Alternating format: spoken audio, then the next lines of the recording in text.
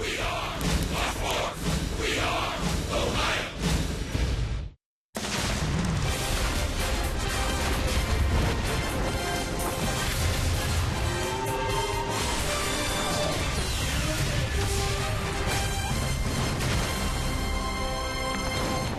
we had a few clouds early in the day, but on this bark in the park night, bright sunshine.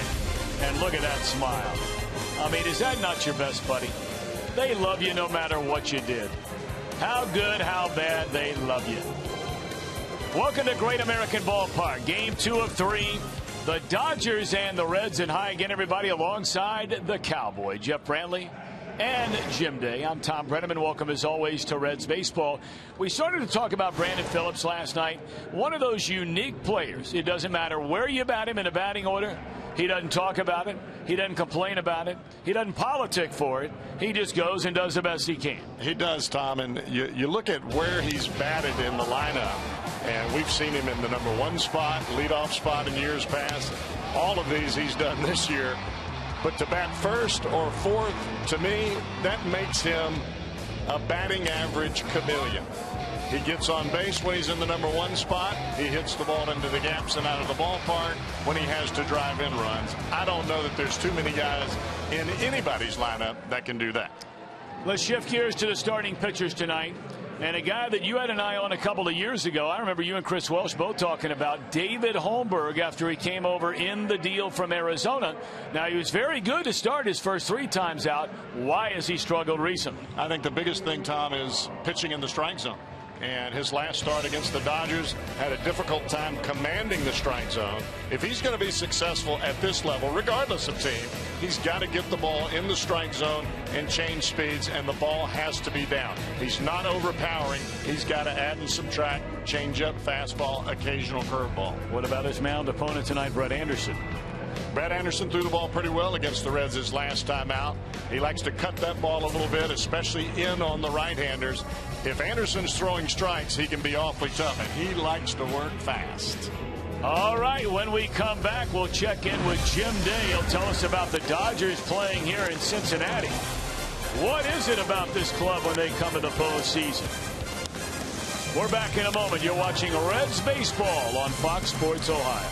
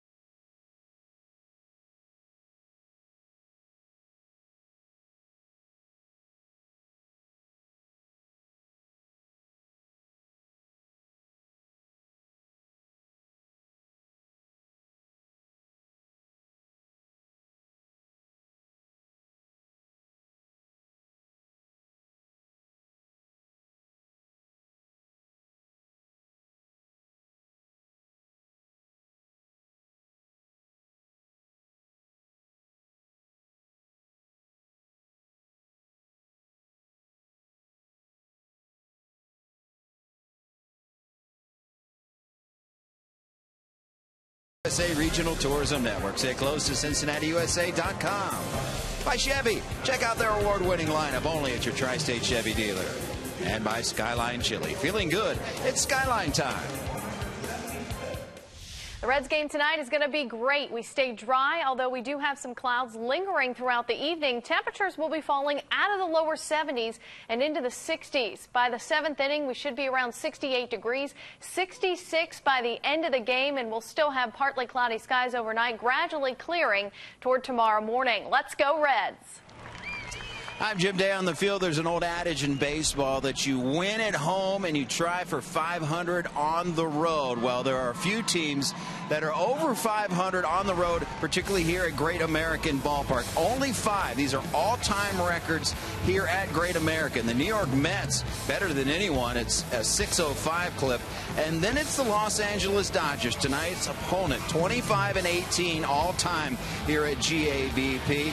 Padres, Phillies, and D-backs are also above 500 at Great American, the only 5 clubs. Now, speaking of someone that likes to play at Great American Ballpark, not only do the Dodgers like to play here as a team, but Justin Turner likes to play the Reds regardless, whether it's in Dodger Stadium. You can see him send one opposite field out right here. In 5 games this season against the Reds, a couple of home runs and 5 runs driven in. Here's a guy that was a journeyman and is now all of a sudden a cult hero in Los Angeles with that beard and long hair. Justin Turner getting it done for the first place Los Angeles Dodgers. On the other side, Reds trying to get into the win column against these Dodgers. Lineups and first pitch are on deck with Tom and the Cowboy on Fox Sports Ohio.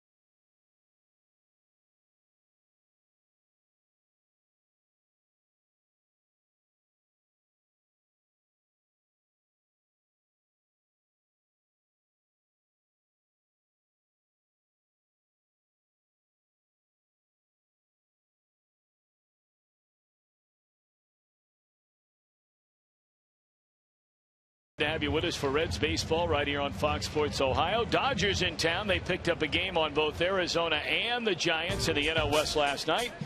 Here's our lineup quickly. Rollins, Puig, Gonzalez, Turner, Van Slyke, and Utley, Ellis, Hernandez, Anderson. The same lineup which produced 5 runs and 7 hits in a 5-1 win last night. And on the mound for the Reds, making his 6th start of the year, is left-hander David Holmberg. Well, David Holmberg, a little rough time out in Los Angeles against this club. His last time out. Strike one to Jimmy Rollins. We're underway. And a pretty good start right there. If he can keep the ball down in that zone, it makes his changeup awfully effective. Rollins on base 3 times last night, had 2 hits, scored 2 runs, including a double and a 2-run home run. 2 balls and a strike to the switch hitting Jimmy Rollins. And if you look at David Holmberg's starts throughout last year when he was up in September and now this year, the key for Holmberg is handling adversity. If he gets runners on, being able to continue to pitch down in the strike zone and not go off the plate. Well, Rollins did him a favor right there. That was ball 4 on a 3-1 pitch in. So the count goes full to Jimmy Rollins.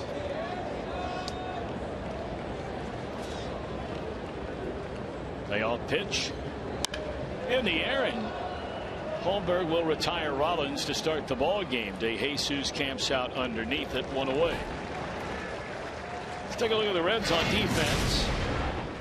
DeJesus again in left, and again Bourgeois in center. Bruce is in right. Regular infield, Votto, Phillips, Suarez, Frazier.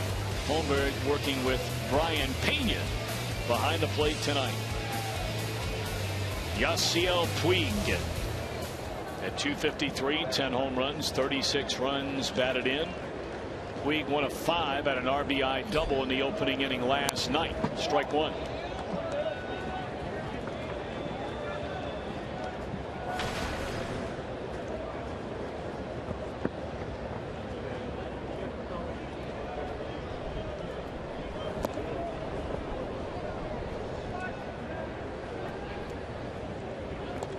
Told you the Dodgers gained ground on the 2 teams behind them in the National League West. The Cubs winners again last night. They're 6th in a row. They beat the Giants. Big home run by Middletown High School graduate Kyle Schwarber and Jake Arrieta. Another big time performance on the mound. He's had more consecutive quality starts than any Cub pitcher in nearly 30 years. Isn't that amazing, though, Tom? And as much difficulty as Arrieta had in the early part of his career, and especially in a Baltimore uniform. I mean, he's pitched like an ace. 3-1 pitch popped up by Puig. This time it's Jay Bruce's way, and the first 2 set down by Holmberg on 11 pitches.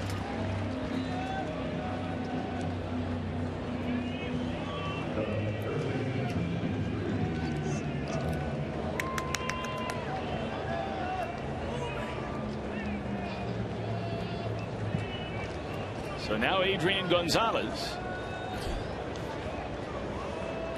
He was on base twice last night, had a double, scored a run, also was hit by a pitch, and that one paints the outside corner a strike. So 3 batters, and on 2 of them Holmberg gets ahead, strike 1, and comes right back with another fastball up in the zone, and Gonzalez behind 0-2. It's amazing what you can get hitters to swing at out of the strike zone when you get ahead in the count with the first pitch. That ball was up around the neck of Gonzalez, and he was hacking at it. 1 ball and 2 strikes. Holmberg working very quickly here tonight, and that one slides away again. 2 balls and 2 strikes on Gonzalez.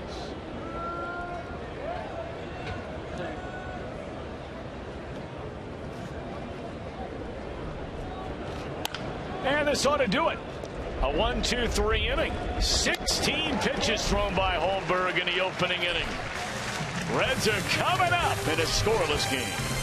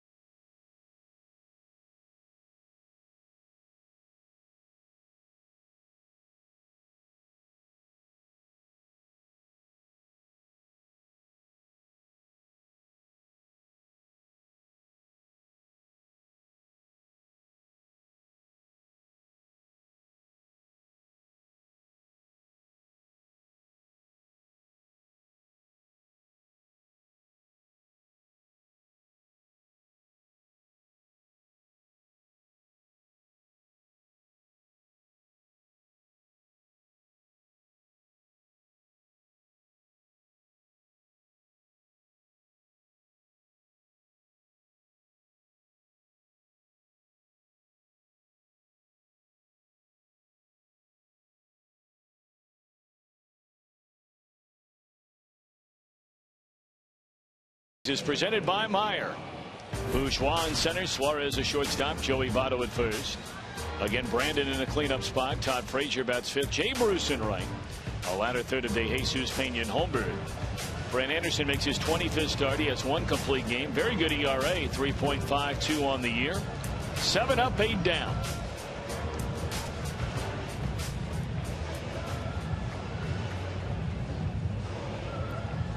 A career 34-40 record, but again, a very good ERA at 3.69 in 105 career starts, spanning 7 major league seasons with Oakland, 1 with Colorado, and then this year his first as a Dodger. Ball 1 outside to Jason Bourgeois. Jason 1 of 4 last night, could have easily had 3 hits. He had 2 hits taken away. One on a nice play on a liner into right center made by Puig, and another on a fine play made by the third baseman Turner.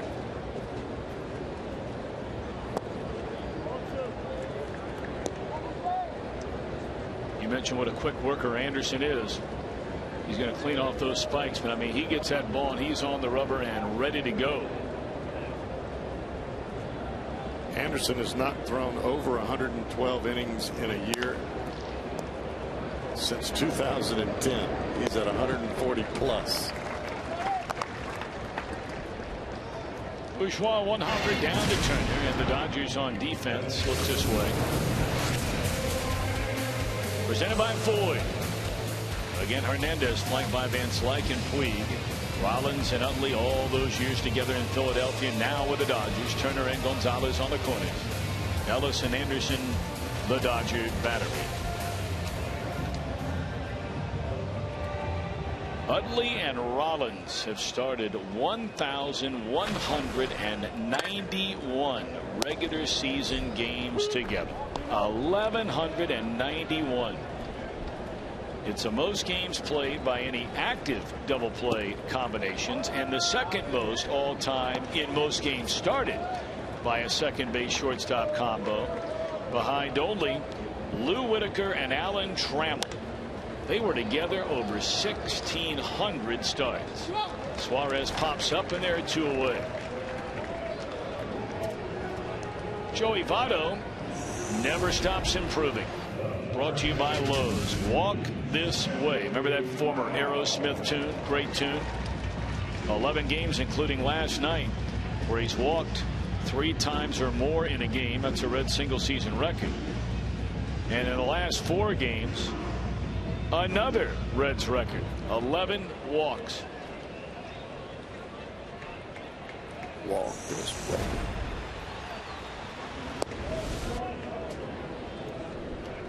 Little Steven Tyler, was it not? Oh yeah. Jam on.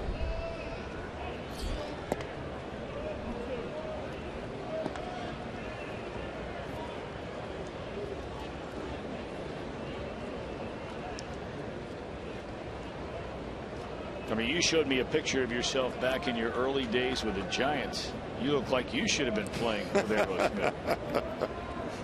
And that wasn't even long compared to what it got. I mean, you know, you could have been right there on the backup guitar next to Joe Perry there. I don't know what it is about playing, because I was a victim of it too, or thought it was a cool look. You let your hair grow down to your shoulders. You don't shave. Hey. Yeah, but you had the business in the front and the party in the back. Yeah, well. And the mullet. That was early in my career. As it went on, it just went everywhere. Strike 3 called. Votto does not agree with Jeff Nelson, the home plate umpire. And Anderson, a 12-pitch first inning, retires his side in order.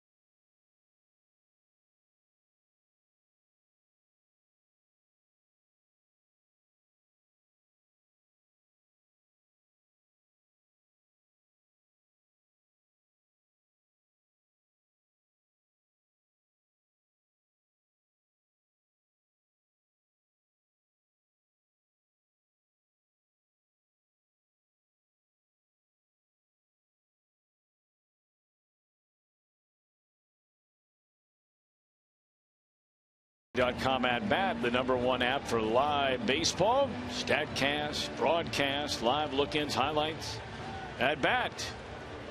Get it at MLB.com. Justin Turner, Scott Van Slyke, Chase Utley. A trio to face that man. David Holmberg coming off a perfect first inning. And it's ball 1 low to Turner, who hit a 2-run home run here last night. He's only hit in 4 at-bats, but it was a big one. Took the lead from 1-0 to 3-0.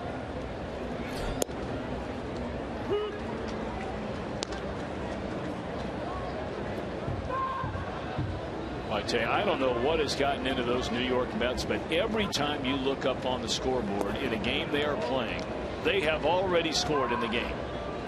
They're batting in the top of the first inning and already leading Philadelphia 3-0. They have a 5.5 game lead over the Washington Nationals in the NL East.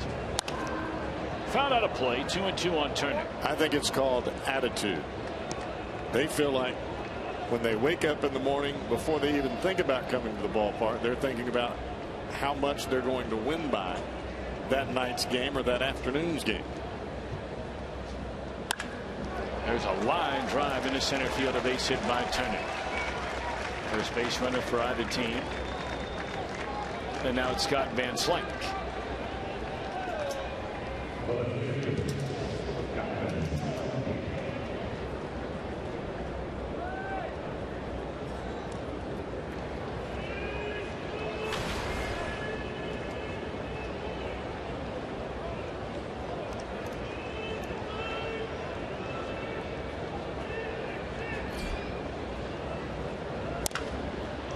Off the end of the bat, fly ball into short center field, and that is going to drop in a hit.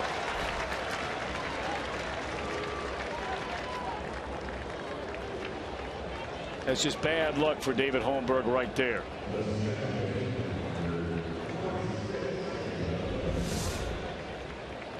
Looked like a good changeup off the plate, and as you said, a funny swing by Van Slyke, but still able to drop it in. Well, here comes Chase Utley, first and second, and nobody out. Reds really worked Utley over last night, 0 for 4. John Lamb struck him out twice. And a pitch to Utley is low, ball 1. Now, this is the part of David Holmberg's pitching game that he's got to improve upon. When you get runners on, that's when he's got to be more aggressive, get the ball in the strike zone, continue to change speeds, but he's got to get the ball over the plate.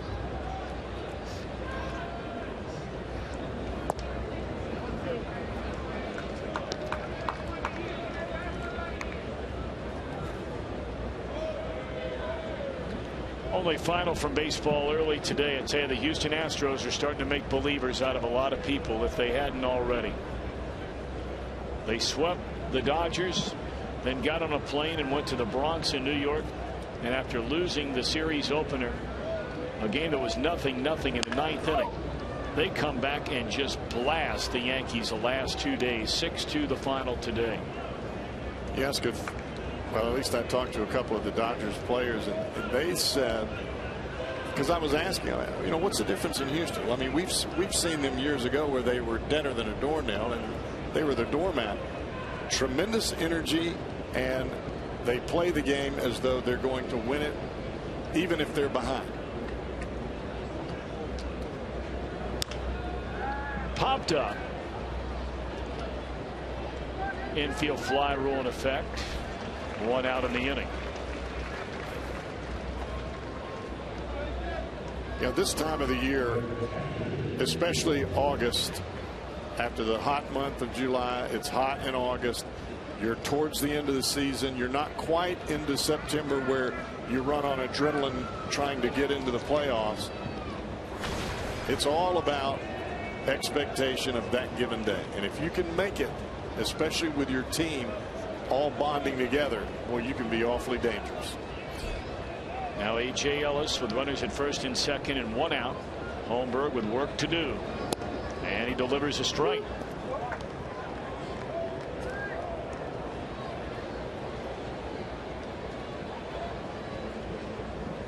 Well, that should tell you the story. You throw a first pitch strike, you get a lot of people out. You don't, it gets ugly.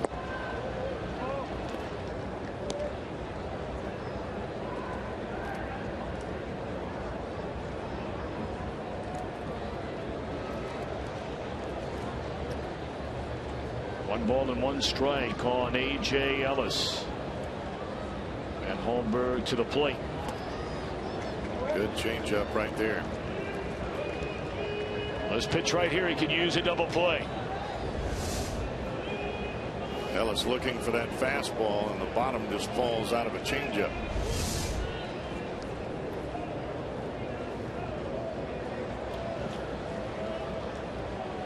That would be so large. A little 6-4-3 action. All right, here's a 1-2 pitch coming to A.J. Ellis. Ooh, fouled out of play. He left that one probably where he would not like to do so again. And he got away with it because of such a change of speeds on the pitch before with the changeup. You throw a changeup and it's got some dip to it. You come back with an 88, 89 mile an hour fastball and it sneaks up on the hitter. Turner a single, then a little bleeder into center field by Van Slyke for a single. One out in the inning. 1 ball, 2 strikes. It remains on Ellis.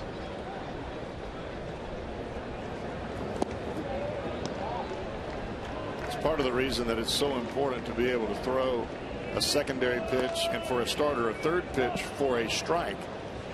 Because as a hitter, you see a big curveball that drops in there for a strike. In the back of your mind, you're thinking, all right, well, what if he brings that again? And then he zips that fastball in there. You're not going to be able to square it up. You're not going to be able to swing with authority.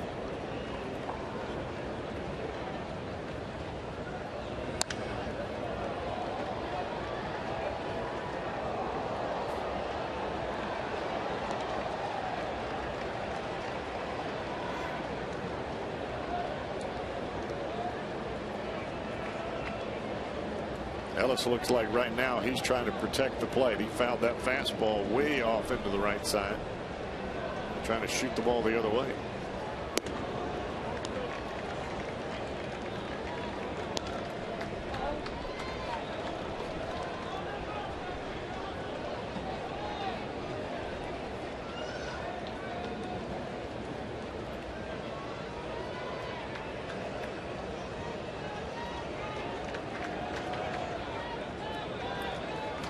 Three and 2 on A.J. Ellis.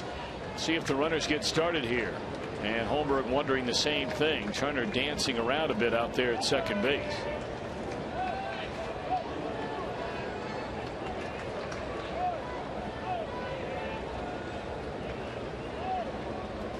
Two on, 1 out, 3 balls, 2 strikes, and the runners go. And it's ball 4 after he got ahead in the count at 1 ball and 2 strikes.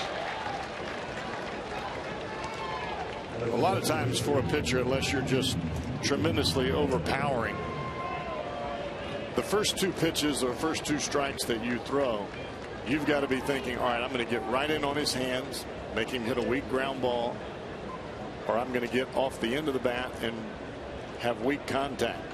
Now, once you get to 2 strikes, then you can expand the zone a little bit. But you're not going to strike anybody out on pitch number 1 or 2. They call him Kike Enrique Hernandez. Well, he was hotter than a matchstick out in L.A. against the Reds. He was hitting in that number 2 spot, and he was crushing. He's batting 8th in their lineup tonight. And Holmberg all of a sudden needing a compass to find the strike zone. And this is what we saw when we were in Los Angeles, and this is really something that has followed David Holmberg around.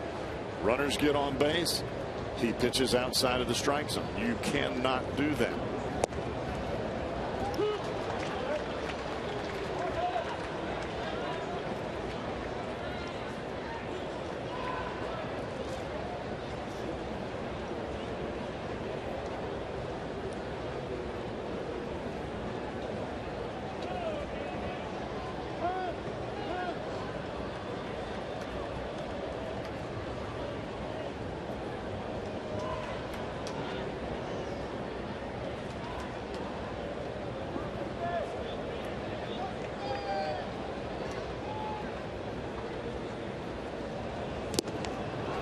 2-2.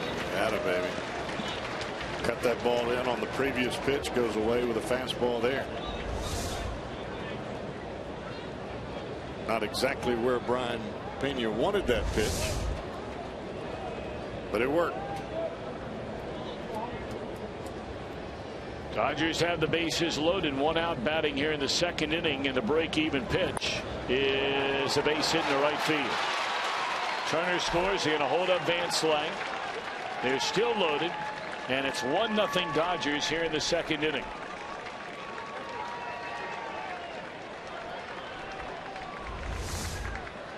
Went with a fastball away, and Hernandez stayed right on it. Pretty good piece of hitting. But you allow the hitter to keyhole you a little bit when you're in a 3-2 count. He knows you've got to come in, and if the ball is a strike, he's probably going to put some semblance of the bat to it.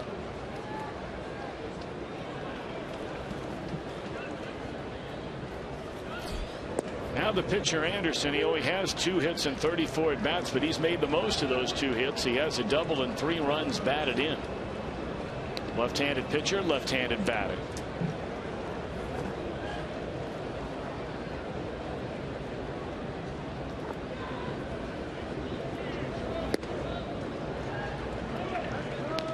Oh, 2 on the pitcher Anderson, with Jimmy Rollins due up next.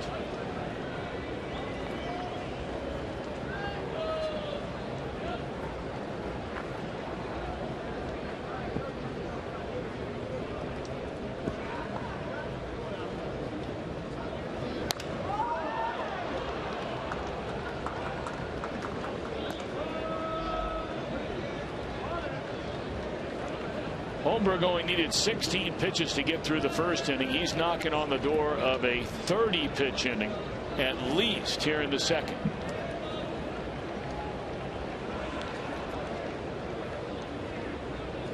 Oh, 2. Got him swinging for the 2nd out. So 1 more to go to keep it at just 1 run. Coming up later on, we'll have our Miller Time moment, brought to you by Miller Lite. Reds had a 9-game losing streak before beating the Tigers 2 nights ago. A 10-run 6th inning and a 12-5 win, and then dropped the opener of this series last night. Fell behind from the 1st inning, and that was pretty much all she wrote.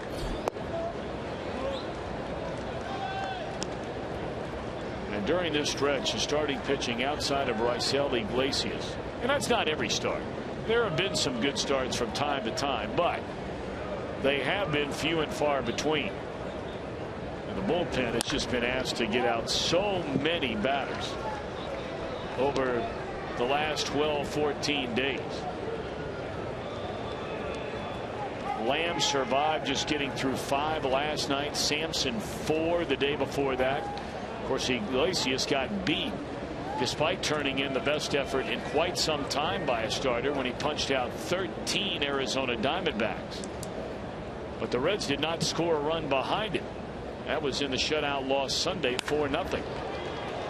That one tomahawked foul out of play, and Holmberg in front of Rollins, who popped up to the left fielder De Jesus his first time up, 1-2.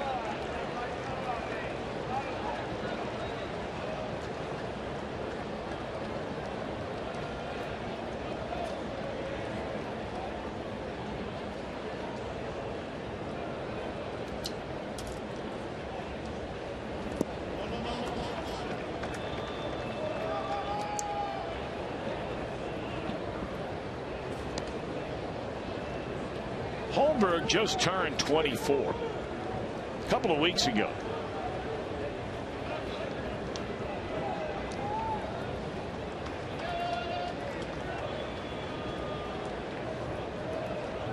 So the Reds want to get a good long look at him, and more than likely, unless of course he just struggles as he has the last couple of times out, you know, they decide to take him out of the rotation. But I would imagine you're going to see plenty of him the remainder of the way, because there are other young starters in this rotation. The Reds really have to keep an eye on their innings.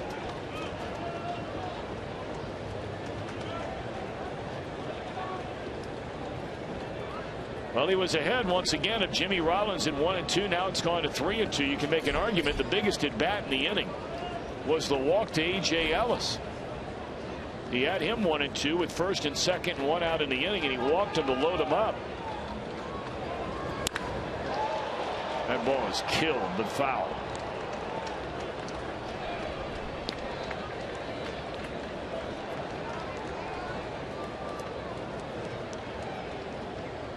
You have to remember, as a pitcher, in this situation with the bases loaded, every hitter wants to get the big hit and drive in the big runs. You need to use that to your advantage. Those two changeups that Holmberg threw in the dirt, very few big league hitters are going to swing at that. Those are the pitches that you need to throw for a strike, down and away, get that roll over to the shortstop, use as aggressive against him. Well, he got the ground ball to third, and that'll end the inning. So, after all that, it's a one-run Dodgers second, and L.A. with a 1-0 lead.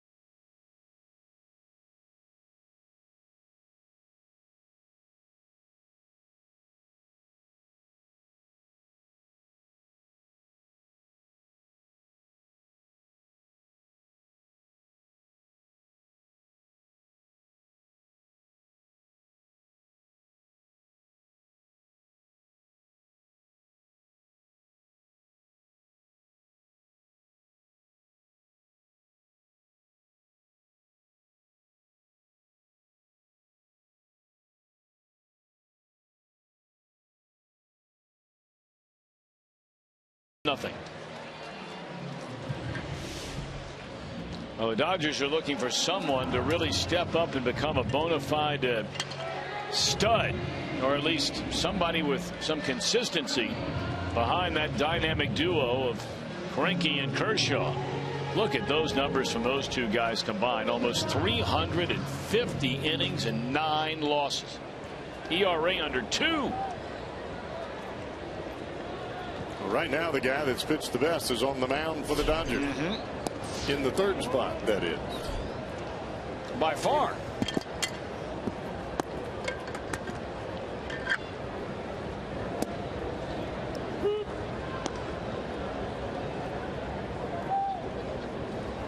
Saw Greinke over there sitting next to Kershaw. Kershaw with a beard. Greinke will get the ball in the series finale here tomorrow night. Fly ball short right. Puig coming to get it, and he will. Nearly overran the ball. So he's built like a strong safety.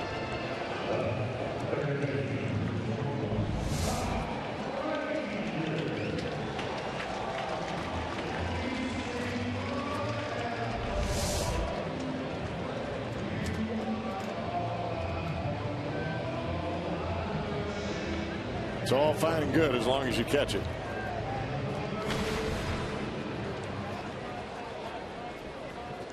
Todd Frazier knocked in the only Reds run of the game last night. His 75th run batted in this year. On his National League leading 38th double of the season.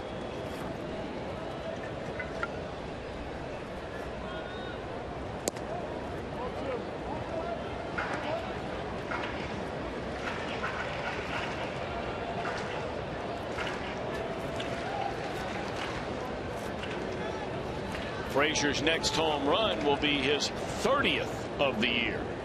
Breaking ball in there on a 2-0 pitch. It's a strike. You see some of the moxie from a guy who's been around the track a time or two. 2-0. Able to spin one up there for a strike. Hard hit ball by a diving Rollins. Base hit Frazier. Reds first base runner of the game. A 1-out single here in the second.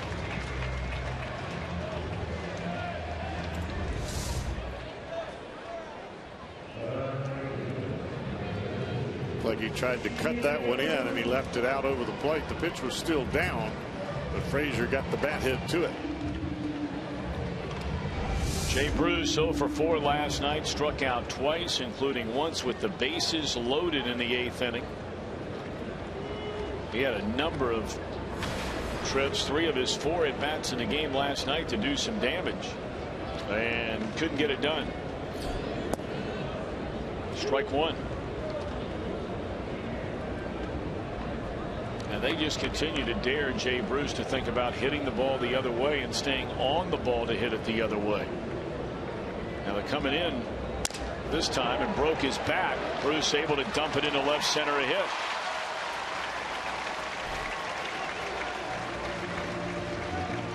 And now, Cowboy, you were on the mound there for so many years. Why, watching Jay Bruce, and you know they watched a ton of video on him before they got here, and then watching him again last night, why would you even flirt around with making a mistake on the inside part of the plate? You know, that looked like it was a front door cutter. It looked like they were going to start it under the hands of Bruce and break it over the inside corner. But that ball started on the plate, and as a hitter, the ball starts on the plate, you begin your swing, and then it came back over probably middle end. Didn't quite get to the middle part of the plate. But I think they were looking to waste a pitch there and then go back down and away, and it didn't get wasted. Well, the Reds will certainly take that. They have 2 on. Consecutive singles from Frazier and Bruce, and here's DeJesus. Look out.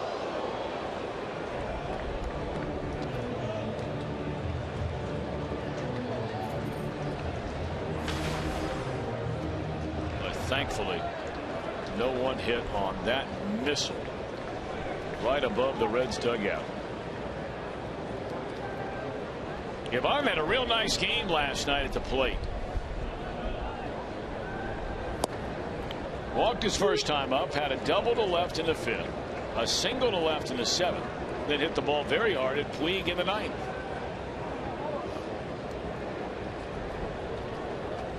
Quite a pleasant surprise coming off the Reds bench, and done quite well when he started everywhere he's played, and he's played everywhere. And getting a chance, of course, to play a lot now after the trade of Marlon Byrd and then the injury to Billy Hamilton.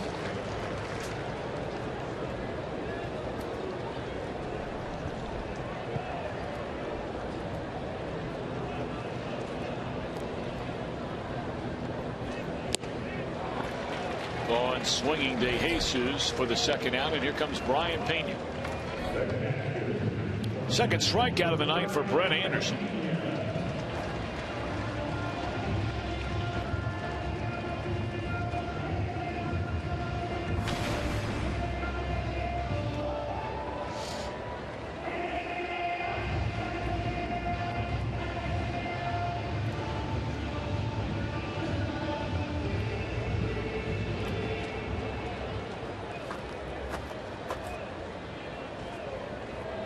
Frazier, the tying run out at second base. Jay Bruce on at first. 2 outs. We're in the last of the 2nd inning. And Brian Pena takes under the knees for a ball.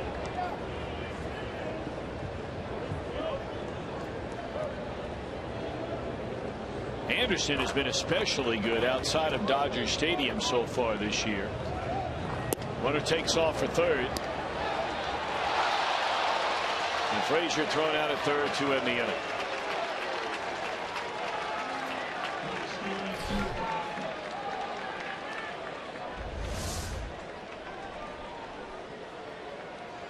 Dodgers lead 1-0.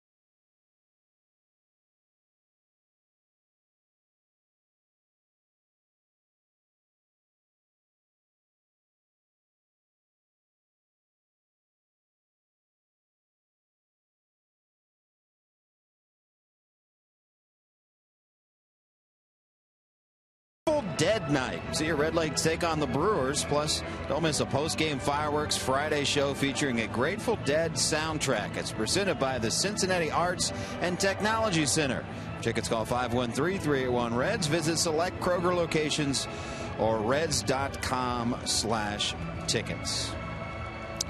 I'm Jim Day. You know, when you send a guy down to AAA, one, you don't want him to complain about it, and two, you want him to go down there and take care of business. And Michael Lorenzen has done just that. He had another really good start today. Great start, in fact. 8 innings pitched, 1 hit, no runs, walked a couple of batters, struck out 4 through 103 pitches. His last 3 starts, 2-1 record, 3 earned runs over 24 innings pitched, and that came in 1 start, those 3 earned runs. So he has done a terrific job. Now, we don't know about innings, what is innings building up too much, but I imagine you're going to see him back here in September. Yasiel Puig hits the ball hard to lead off the inning, but it's thrown out by Eugenio Suarez. Dodgers lead 1-0. What do you think, Cowboy, about Michael Lorenzen coming back this year? I love the kid. I know that he'll be back, or at least I would say that he should be back.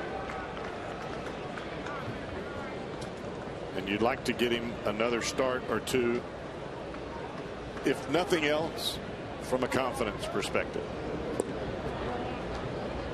I think he's got a good idea about what he needs to do. It's just a matter of executing when he gets on the mound. There's no doubt he has the stuff to pitch up here and to do very, very well.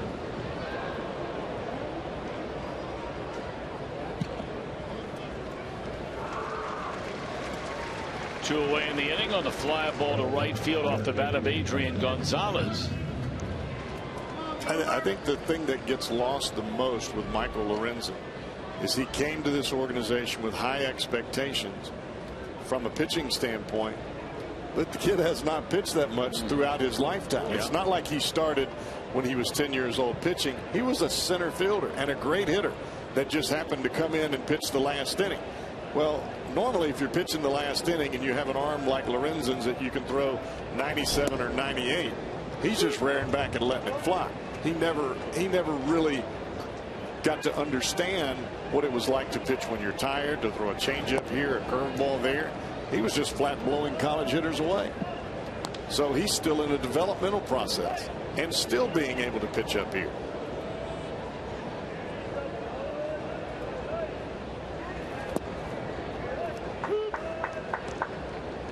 Good change up there on the outside corner by Holmberg, trying to get through a 1-2-3 inning in a very low number of pitches. Lord knows he threw a pile of them in that second inning.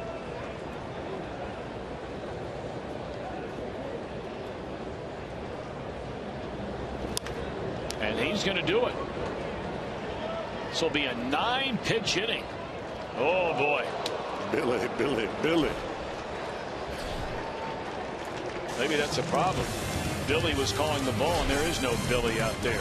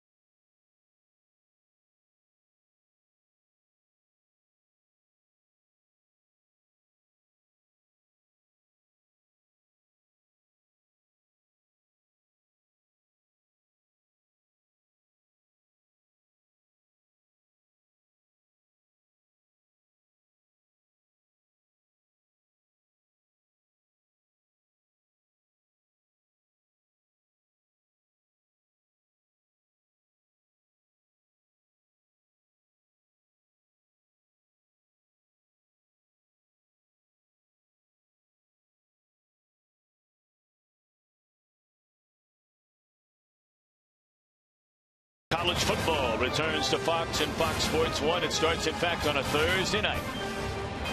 1 week from tomorrow. Former Michigan quarterback Jim Harbaugh makes his debut as head coach of his alma mater as the Wolverines take on the Utah Utes. And the only place you can see it is on Fox Sports 1 and streaming live on Fox Sports Go. 7 p.m. next Thursday night. Cowboy, let the games begin. I am a football fan. Pena bouncer over the middle. Rollins is there. And enough on a throw in time. 1 pitch, 1 out for Brett Anderson. Dodgers lead 1-0 here in the bottom of the 3rd inning. Cowboy, you grew up an Alabama Crimson Tide fan. You've remained an Alabama Crimson Tide fan, except for when they play the Mississippi State Bulldogs. Is that right or wrong? You got it. How did you feel last year down in New Orleans when they ran into Cardale Jones and the Buckeyes? Like I wanted to throw up. You like for me to be honest, right? Well, that's what I felt like. Does it bother you to hear the name Ezekiel Elliott? No. It's just that when I have to get up out of my lazy boy and I start pacing, everybody leaves the room. Daddy not too happy. I bet you were prancing around that room, though, when they opened up that 21-6 lead. The Crimson Tide did. And my, oh my, did that change in a hurry. It changed in a hurry, all right. Barnes swinging for the second out as Holmberg. 3rd strikeout for Anderson. Well, you can tweet your strongest fan photo right now. Use hashtag #OhioDataStrongFan. It's brought to you by T-Mobile. We'll have our fan of the game photo coming up later.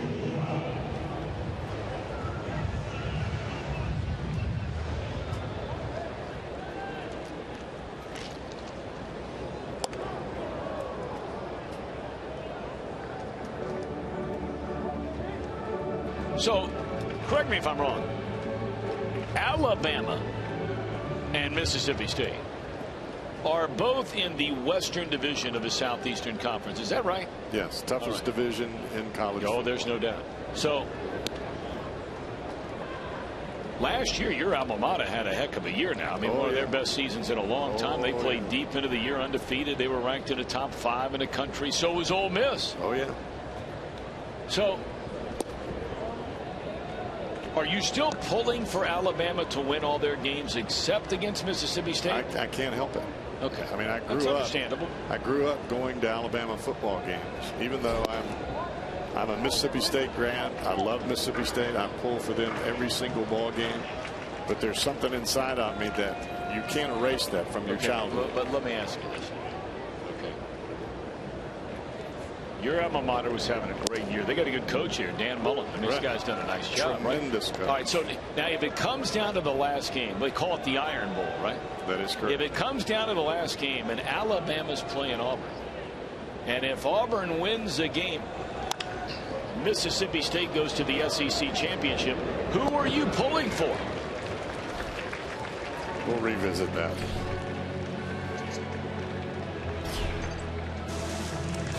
1-0 Dodgers. You'll want to hear the answer to this when we come back.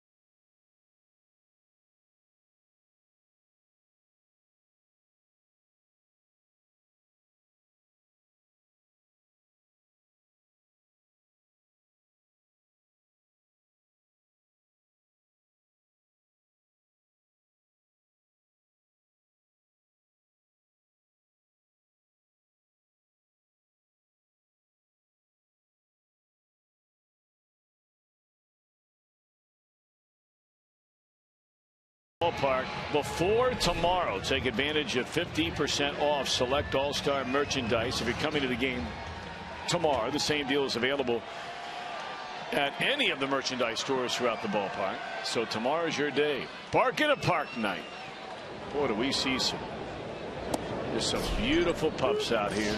It's one of the more popular nights we have at the ballpark every year. It used to be we started with 2 of them, went to 3 of them, now 4 or 5 of them. It's great stuff. Now that one, that Husky right there, loves this cool weather. They do not like the warm temperatures a little bit. This is National Dog Day today, by the way. Cowboy, I know you're a dog lover. Yes, I am. We have our 2, Penny and Stella, hanging out on the home front.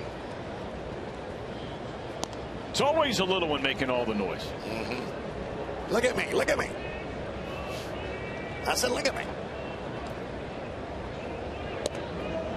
All right, now I want to get back to that question asked you a minute ago. For those of you that weren't with us, you know, we were talking about college football starting right here on Fox next Thursday night. As it's 3-2 on Van Slyke to lead off this Dodger 4th. LA with a 1-0 lead. We've established the fact, if you're just joining us, that Cowboy is a huge Alabama fan. He's a bigger fan, however, of his alma mater, Mississippi State. They play in the same division of the Southeastern Conference. That one's in the air to deep left center field. Bourgeois back to the wall. Goodbye. Home run Van Slyke to make it 2-0 Los Angeles. It's only his 5th home run all year.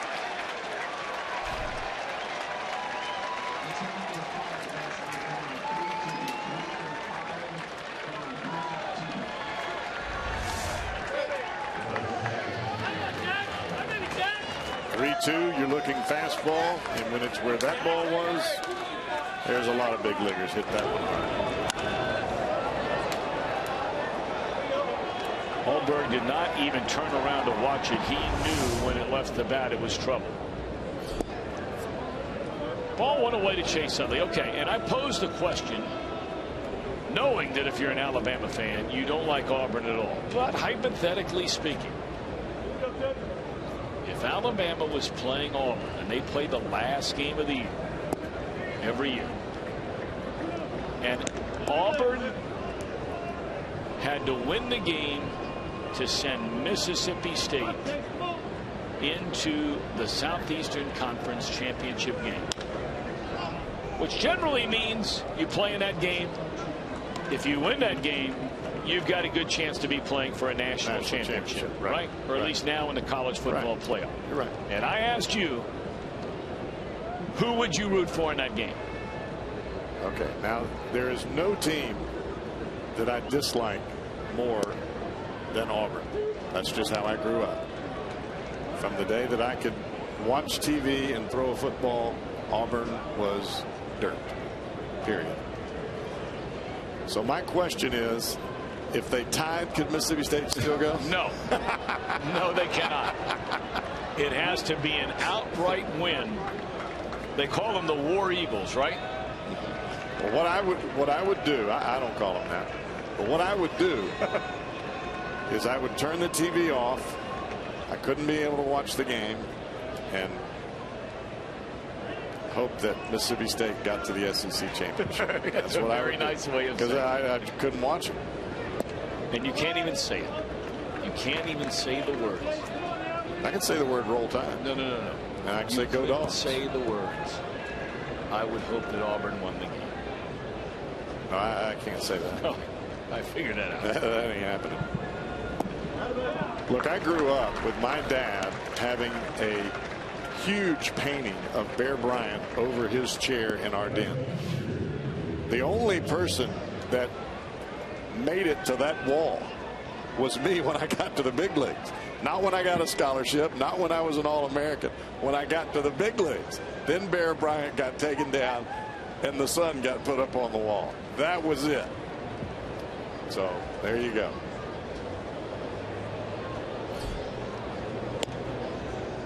So does that mean now in your house you have a big portrait of Nick Saban hanging over the fireplace? No.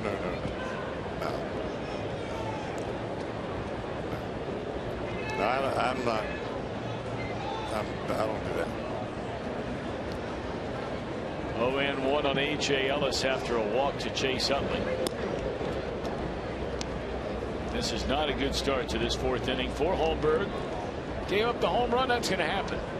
But the walk to Utley, who has really looked uncomfortable in this series at the plate, whether it's a left-hander or a right-hander. And he could be going through a bad stretch right now, but I don't remember Utley even earlier this year with Philadelphia looking like he looks in the plate right now. Well, he's actually was swinging the bat quite well, probably his best of the year before he got traded over here to the Dodgers. I think that's why there was so much interest in Utley, because they figured he had gotten past his struggles. Oh, this ball's hammered. Straight away center field, 2-run home run. 4-0 Dodgers.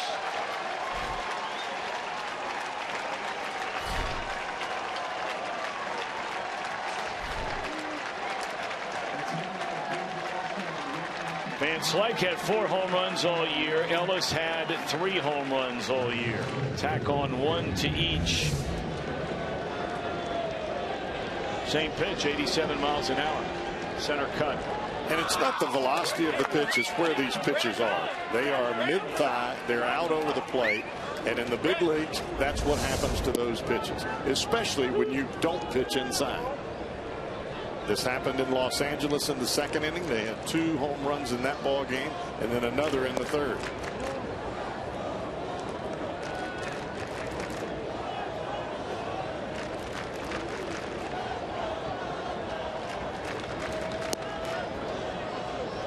Well, I would imagine we'll see some activity in the Reds bullpen here right quick. A few bodies beginning to stir around out there, it looks like. It's like Mac Jenkins is going to come in, the bullpen coach. Base hit into center field.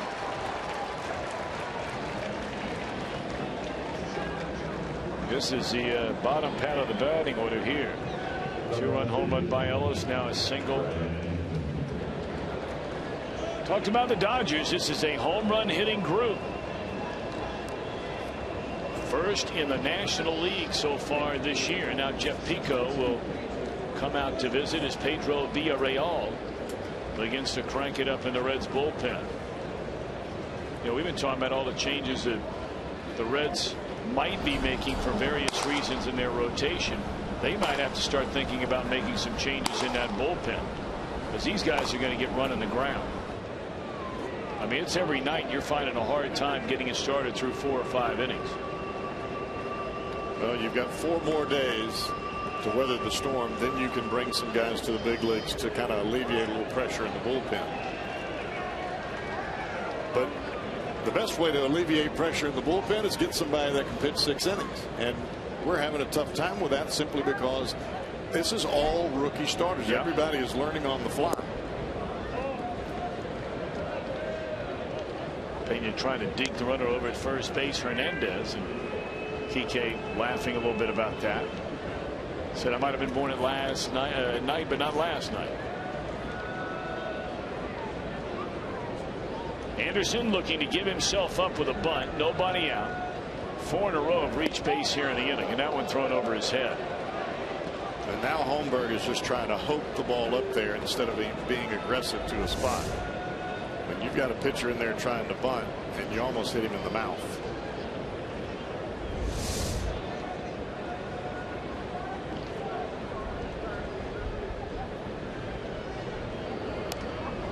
That one almost hit him. That was a self-preservation bunt attempt. You don't want to get hit in the chest, so you just stick the bat out there and foul it off.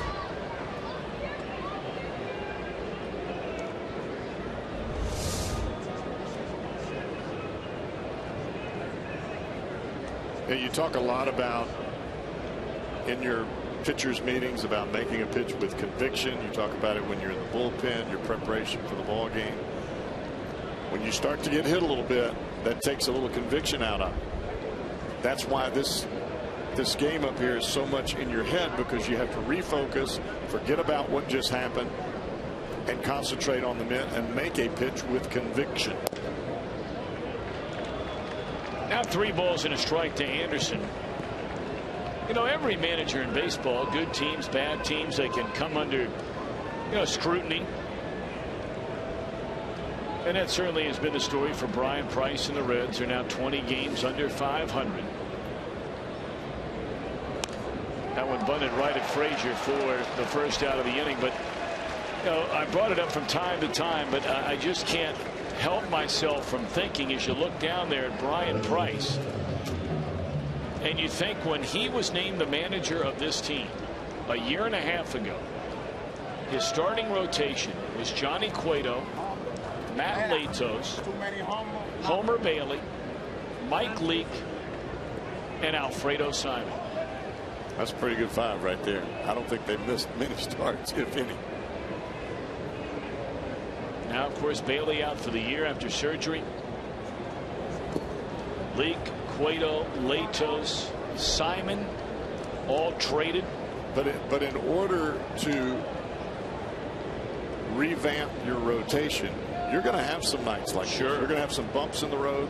And I can tell you right now, that man cannot throw the baseball for the guy that's standing on the mound. All he can do is give him as much information as possible, and then you have to take the ball in your own right when you get to the mound. They get the out at second base. Pretty nice play made by their Suarez and by Brandon Phillips. That was very close. Well, the way the ball was hit and the speed of Rollins, that's the only play Suarez had.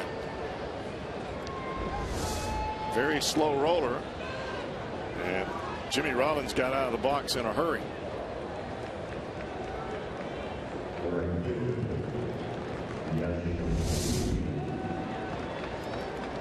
Here's Yasiel Puig, 0 for 2. He's popped to right and grounded out to short.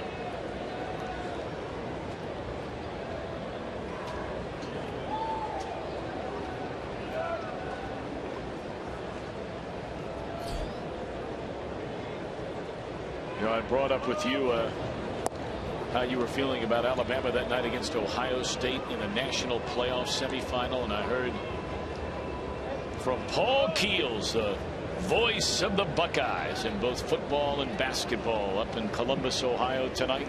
Great to hear from him. A Cincinnati guy, great guy. Moeller High School guy. Paul's a good man. Boy, an outstanding play-by-play announcer. Looking forward to hearing him when I'm traveling, doing a lot of my NFL games. I'll be driving those games that are close enough to do so, and I love dialing in. This ball is kissed, and that's another 2-run home run. Holy mackerel, was that ball hit. That was a line drive. All 3 of those home runs, 87 miles an hour, mid-thigh out over the plate. That will not play up here. That ball right there was an opposite field home run, and man, was this hit. You see where the ball is supposed to be. Brian Pena sets up inside because that's where you want to pitch Yasiel Puig. But if you can't drive the ball in there with conviction and confidence, this is what happens. Well, that's all for David Holmberg. He goes 3 2/3 innings. Gives up 5 in this 4th inning, including 3 home runs. 7 hits and 6 runs overall, all earned. And this will be our Skyline Chili call to the bullpen. This will bring on Pedro Villarreal.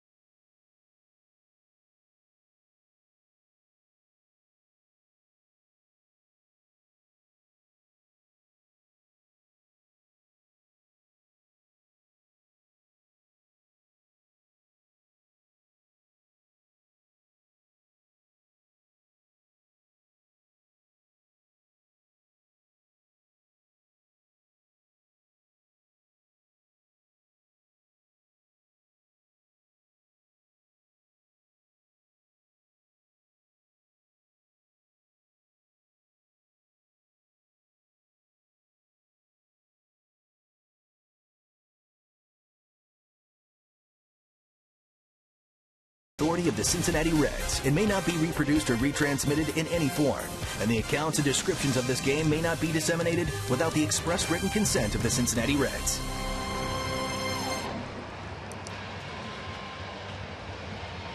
Mark in the Park night here at Great American Ballpark. Well, that's a young pup there. Big, but a young pup. That's a strong lady being able to carry that one around. Beautiful night. Boy, our weather has just been incredible for the better part of 2 weeks now and for the foreseeable future.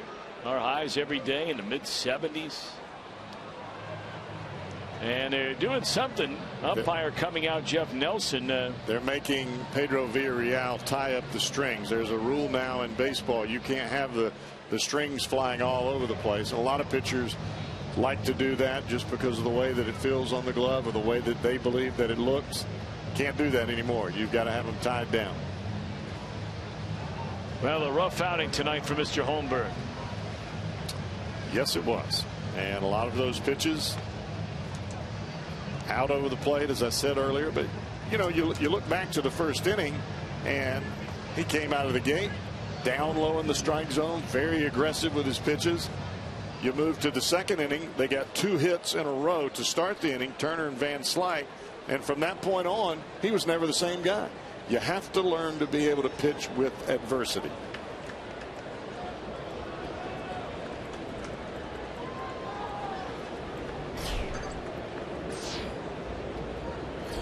Six nothing Dodgers, a 5-run 4th inning. They've hit 3 2-run home runs. Gonzalez hits a laser his first pitch and lines out to the left fielder to end the inning. 8 back, 5 score after 3.5. Dodgers in front, 6-0.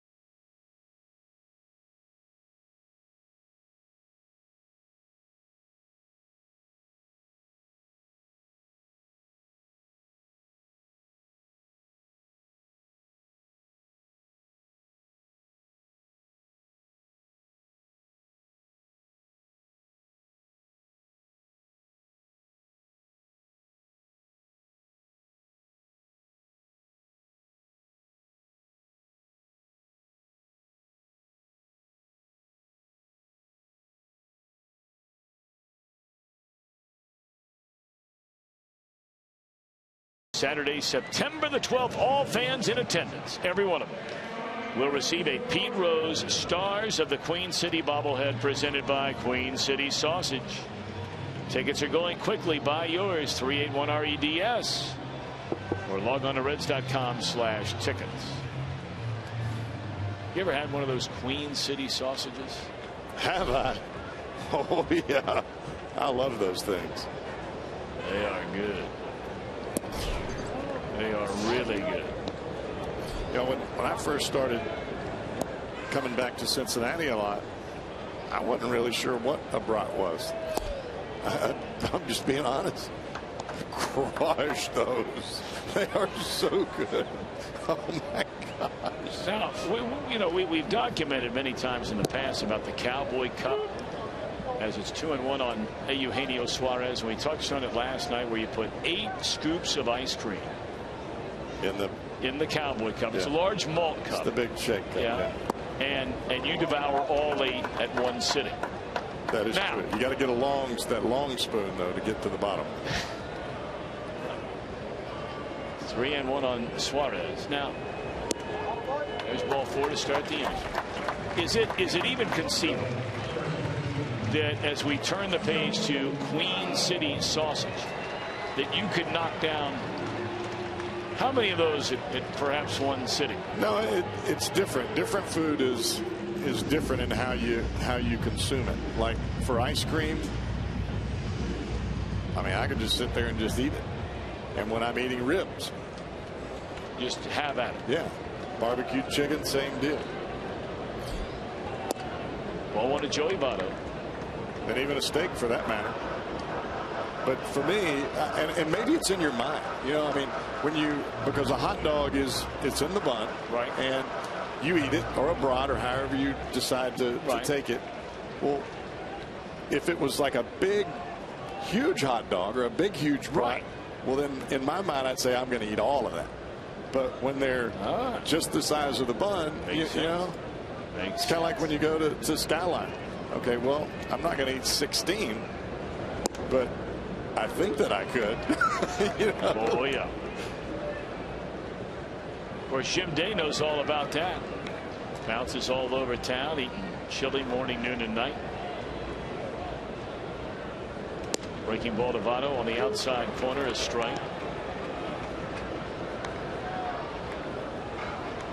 Votto was unhappy with the strike 3 call in the first inning. And he was unhappy with that pitch as well. You can tell by the way he sort of paces around the plate that he's quietly talking to the umpire about the call without trying to turn around and show him up, yelling and screaming. Strike 3 call.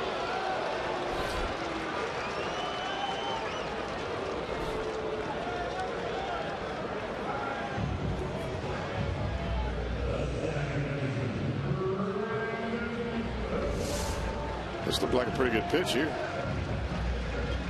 Right on the edge. You see 3 and 4. We keep that up there. We'll come back to that in a minute.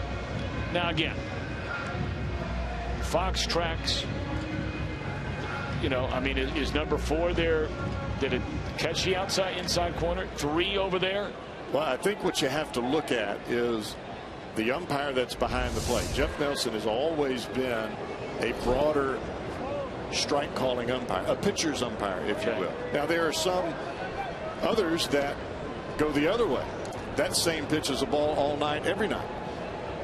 But that's part of your scouting report. You're not just studying the guy on the mound. You've got to know what's going to be called behind the plate. I know every time I took the mound, I wanted to know exactly who was behind the plate that night, and I wanted to know exactly what his strike zone was. And for the most part, when you've been around the game a little bit, you have a pretty good idea. Some are generous, some are not. Tapper foul off the bat of Brandon. Because you're looking at a pitch that's coming in on most pitchers at least 90 miles an hour. You've got a split second as a human being to make that call. Now, the ball that may just be on the edge, the outer edge of the plate, a lot of umpires are calling that for a strike. Then there are some that do not.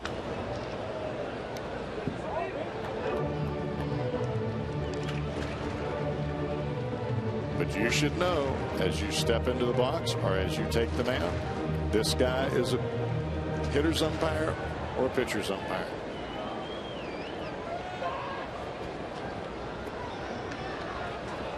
One and 2 on Brandon Phillips. Reds trailing 6-0, batting here in the bottom of the 4th inning with Suarez at first. Looked like Anderson momentarily just lost focus during that Suarez at bat. A 5-pitch walk, and then after he fell behind ball 1, the catcher went out for a visit, and he threw nothing but strikes the rest of the way to Votto, and he's ahead now. Brandon 1 and 2. And I think that happens sometimes, Tom, to really any starting pitcher.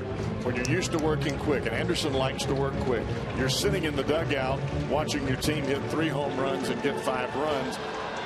You're ready to get back to the mound. So you get back out there, you're trying to work quick, but yet you've lost your release point just a little bit because you've been sitting too long. Well, he found it after 4 pitches. Line drive caught. Throw to first. Nope. No throw to first. Surprised Utley didn't cut that loose. It looked like he may have had a shot. Question is, was Gonzalez there? Yeah, he was there. And also, you watched how he reaches up with the glove instead of glove and hand. So he's got to transfer. And if you transfer and have to make a snap throw, you better have a good grip. He may not have quite had the grip on the ball. But you're right. Gonzalez was standing on the bag, ready to receive the throw. So now Frazier. And a ground ball. Utley will handle this, and that'll take care of the Reds in the inning. Dodgers lead at the end of 4, 6-0.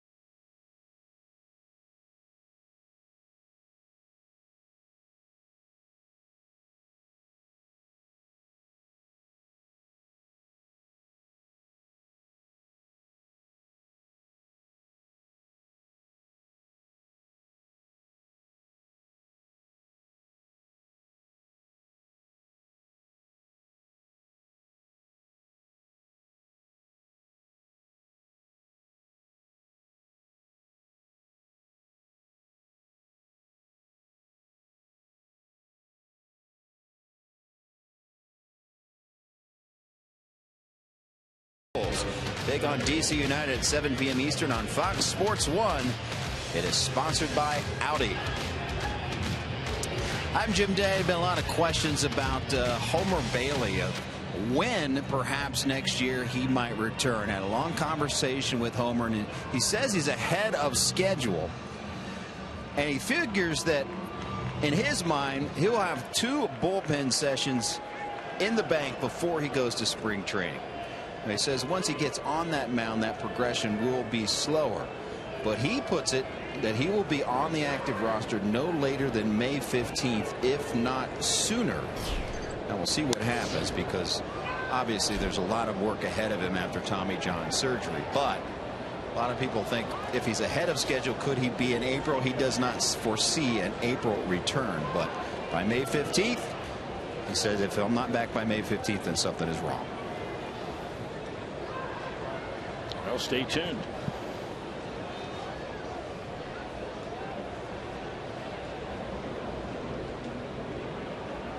Jim, I know you've been talking to Homer quite a bit through this entire process, going back to that surgery that he had, and for a guy, and Cowboy, you can comment on this, Jim, like to hear your thoughts after all the time you spent with Homer. When you're used to doing something every single year since you were a little boy, and then all of a sudden that's taken away from you for a year, Jim, I would imagine it's given him a chance to do a little reflecting during this period of time. It has, and I can tell you that these guys that are injured like this are bored to death, because they are routine guys and they are used to being on the field, and he has just talked about pure boredom.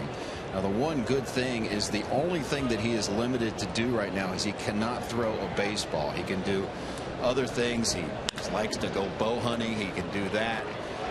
He can do basically everything with that arm except pitch. So he's not completely inactive, but he has had a time to reflect, no doubt about that. And like everyone else in their 20s, continues to grow up as a man. But I can tell you that he is a competitor, also wants to be on that mound. This is killing him right now. Toughest part is seeing your team lose and not being able to help. And when you're on the disabled list, it's almost like you're not on the team because you can't help them. And that's a tough pill to swallow for any young player, especially a pitcher that has the talent of Homer Bailey. And you see all of these young guys. You want to help them. You want to be out there. Sometimes you just have to bide your time.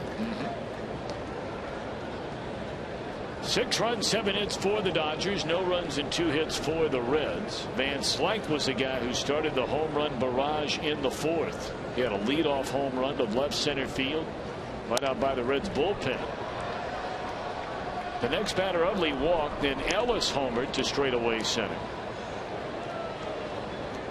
4 batters later, Puig made it a third 2-run home run of the inning with a blast to deep right center field. A 5-run Dodger 4th inning. And Van Slyke is rung up on strikes. So Villarreal's come into the game. He's quieted things down. He's faced 3 batters, retired them all. And you know, we talked about this guy last night, Cowboy, and it seems like we've said it a lot lately. There are a lot of guys on this Reds team that whatever their job description is, guys have done it better than some others have done it. But as it pertains to Villarreal, the job he has been asked to do, he has done his job very, very well. And I would totally agree with that. And I think a lot of it has to do with him changing his sight lines, especially when he's making the kill pitch, as he did on the last pitch. He has to focus on being right at the kneecaps, and a lot of times that zone seems to expand a little bit in your eyes when you're on the mound, and you have to refocus and make that pitch right at the bottom of the kneecaps. You know, it's funny, Cowboy, you know your stuff, and I've said it all along, because you were the guy that when a lot of people wanted to run Villarreal out of town, you were the guy that kept saying, you know, I think this guy just needs the chance. And I mean, you hit the nail right on the head.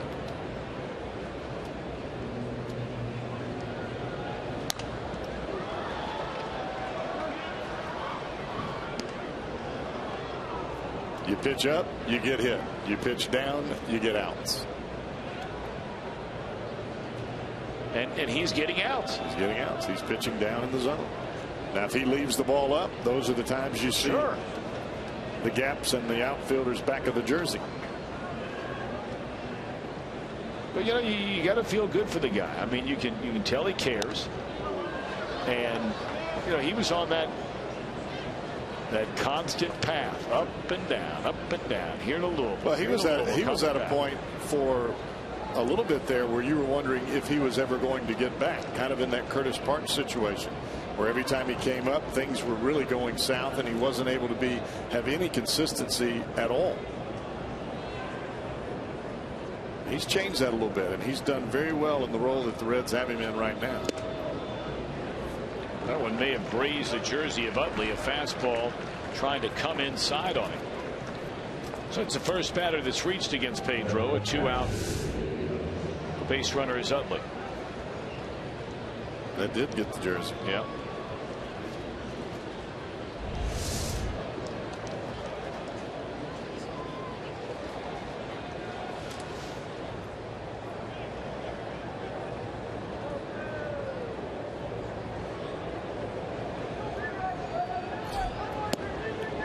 It's in there, a strike to A.J. Ellis.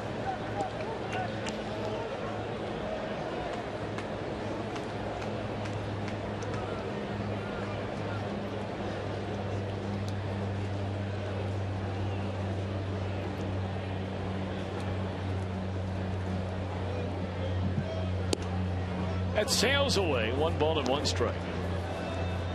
Ellis came in hitting .221, 3 home runs, 10 batted in, and very, very limited playing time this year. Their main catcher is Yasmani Grandal, switch hitter. But against left-handers, the first 2 games of this series, A.J. Ellis getting starts, and here tonight he's drawn a walk and hit a 2-run home run. Now 2 balls and a strike. Now the last 4 pitches that have come out of Villarreal's hand, the ball that hit Utley, and even though he got a strike to A.J. Ellis, they have all been up. He's got to get back down in the strike zone right now.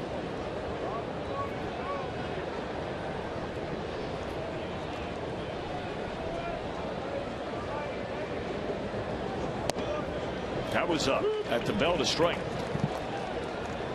Just because it's called a strike and the hitter doesn't swing does not mean it's a quality pitch.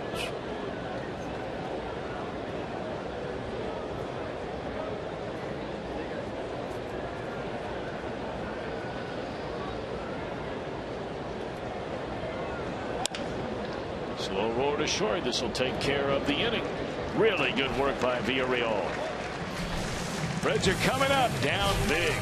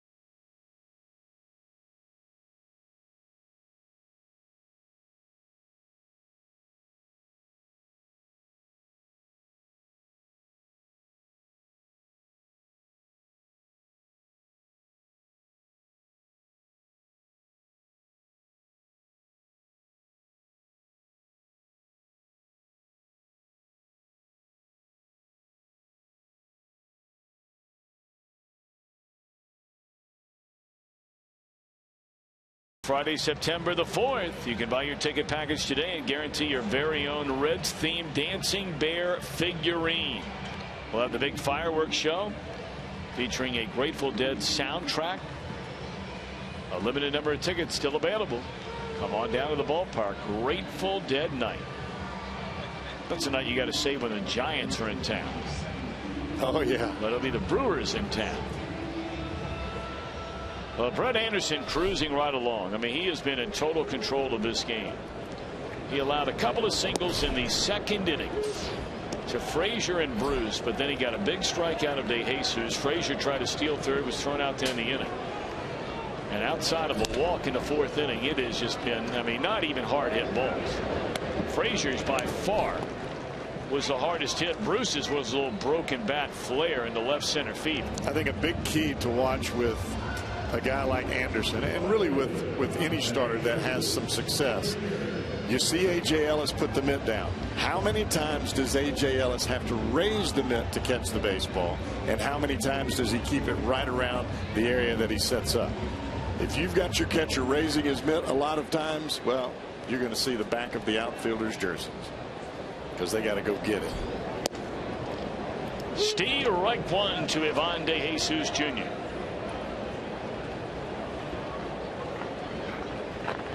Struck out swinging with 2 on his first time up. And Anderson painting that outside edge. Nope, that was called off the corner. But you see where that pitch is. Yeah. Those pitches are right at the kneecap, some a little below, some just above, but they are right down at the bottom of the zone. This is only his 58th pitch of the night. And he's ahead 1-2 on De Jesus. Yumbo getting loose down in the bullpen. Work quick, throw strikes, change speeds. That was the old Ray Miller. philosophy for so many years. And a good philosophy. Oh man, good pitching coach for a long time. Baltimore and Pittsburgh. Got a chance to manage. It didn't work out so well. If you got to walk around the mound a couple of times, you're thinking too much. That's what Rick Sutcliffe used to say all the time. The longer I hold it, the less chance they have to whack it. And he said that at the end of his career. Pretty good line. We all say it at the end of our careers.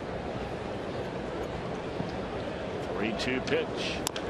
And we'll do it again. Finale of the series tomorrow. That'll be a day game. No television tomorrow.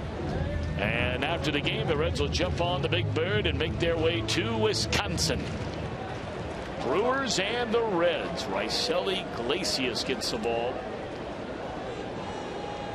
against Taylor Jungmann. Here's a 3-2. Back up through the middle. Utley is there. 2 are out. Well, if a Red hits that Toyota sign during our game tonight, Yolanda Williams of Cincinnati will win that Tundra. You can register for your chance to win. Stop by your Cincinnati and Northern Kentucky Toyota dealer. That name always rolls right off the tongue. Yolanda. Pretty name. 2 away in the inning. Here's Payne. I always thought Billy Ray rolled off the tongue. Billy Ray. Billy Ray. It does. Bobby Joe. Peggy Sue.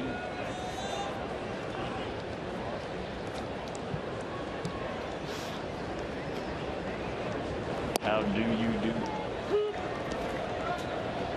It's funny how the South is big on those double names. Love them. Love them. It's just the way it is. And this will do it as Gonzalez beats Pena to the bag. Reds retired in order. 6-0 Dodgers.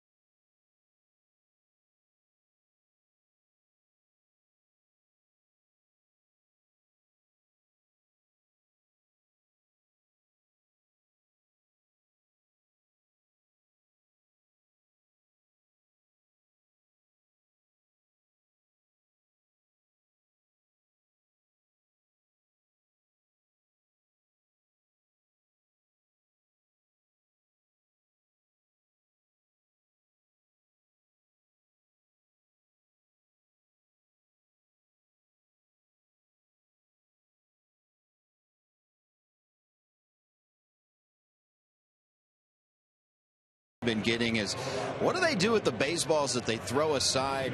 And there's someone over here by the Reds dugout that is logging them. Well, this person is called an authenticator. There's Mike, my guy right there, who authenticates things. And what happens, the balls that are not usable anymore in the game, they come over here and they put a little seal on, a little sticker to authenticate that it is a Major League Baseball and it was used in a Major League Baseball game. Now, the reason they do this is because they turn around and sell these at the Reds Authentic Shop for charity. So it's a win-win situation where you've got balls that are no longer used in the game and you turn around and sell them to fans, and they are available at the Reds Authentic Shops here at Great American Ballpark. So when they're thrown aside and you see a guy logging them, that's what they do with them, and it's for a good cause. Boys?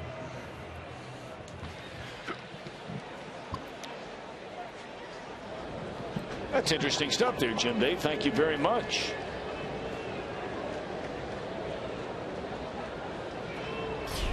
All right, Villarreal is going to go back out there on the mound. He's worked an inning and a third in relief for the starter. David Holmberger gave up all 6 runs, and Villarreal has been quite sharp. He's only allowed 1 base runner, barely nicking the jersey of Chase Utley, who was ruled a hit batsman. In the 5th, he'll face Hernandez, the pitcher Anderson, and then Jimmy Rollins here in the Dodgers' 6th inning. You know, we were talking the other night about Amanda Rodriguez and Paul Taylor, who have been interns this summer in the Reds media relations department, and we send our very best to Paul Taylor. It's his last game. Look at that. The bat follows the ball, and not much Suarez can do. Bat was getting ready to hit him, and I mean, that's just nothing you can do about it. And that's pretty much the way the Reds' luck's going right now. If that could happen to anybody, it's going to happen to this team right now.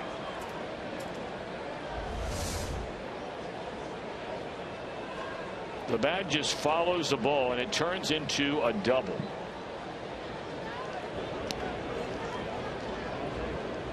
Well, I don't know that I've seen a bat go that far and the ball go right behind it. Usually the ball gets there first. And you're right, there's nothing that Eugenio Suarez could do there. So it turns into a double for Kike Hernandez. His 3rd hit of the night. Yep, a couple of singles, run batted in, now a double. And the pitcher Anderson once more will be asked to bunt, something he's been unable to do either time up tonight. Once he struck out, and the other time he popped one right at Frazier.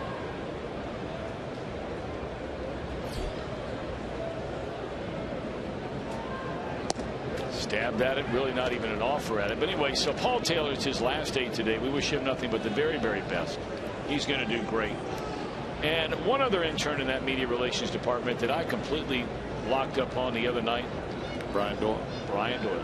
What a great job Brian's done as well. And I said it the other night, and I say it again. If there's anybody out there in sports, doesn't matter what the sport is, or in any kind of PR, marketing, whatever the case may be, those are 3 names you might want to look into. Brian Doyle, Amanda Rodriguez, and Paul Taylor.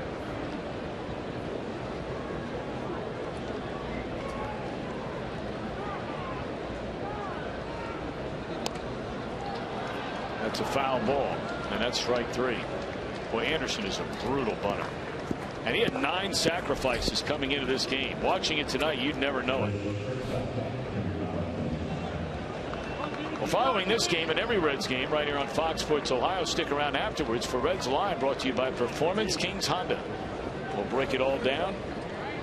Jeff Pecoro from the Reds clubhouse, and Jim Day from out at the Fox Sports Ohio condominium, where he will be well, he's off tomorrow. I was going to say he might have to pull out in that Murphy bed tonight and get ready for day baseball, but Jim Day will be off tomorrow. Hot smash. Tabado.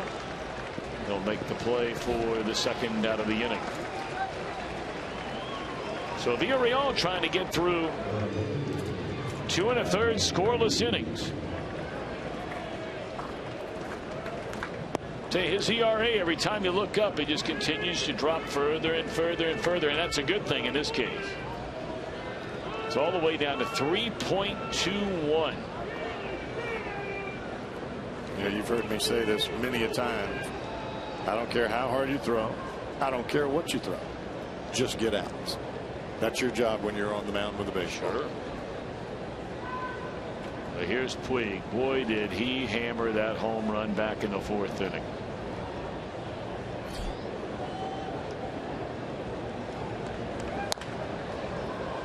Bouncer foul. Mets still shutting out Philadelphia 3-0 there. Washington trailing San Diego 5-1. If those leads should hold, that would be a 6.5 game lead for the Mets over the Nationals.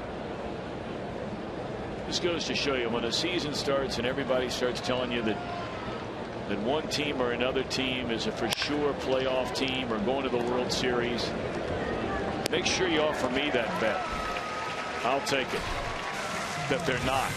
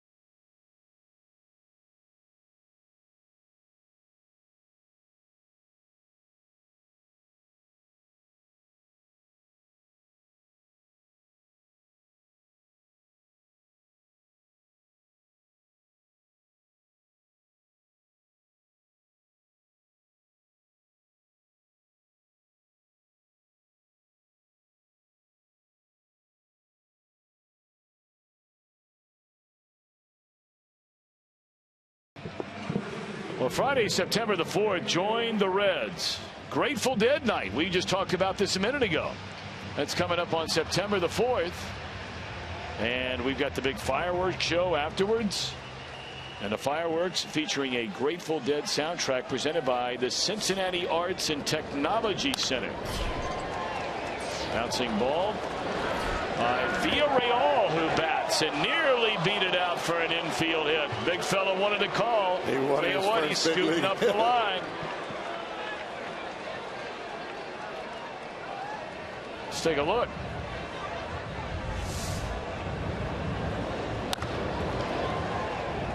He thinks he's got a chance. He's hurrying. Woo. Brian Price is taking a look. Rob Coughlin is taking a look as. Ooh, that's close. Very close. And Brian Price is still looking, still waiting. He will not challenge the call. Good effort by Villarreal.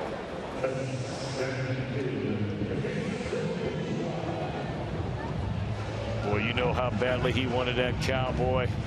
You know. I know.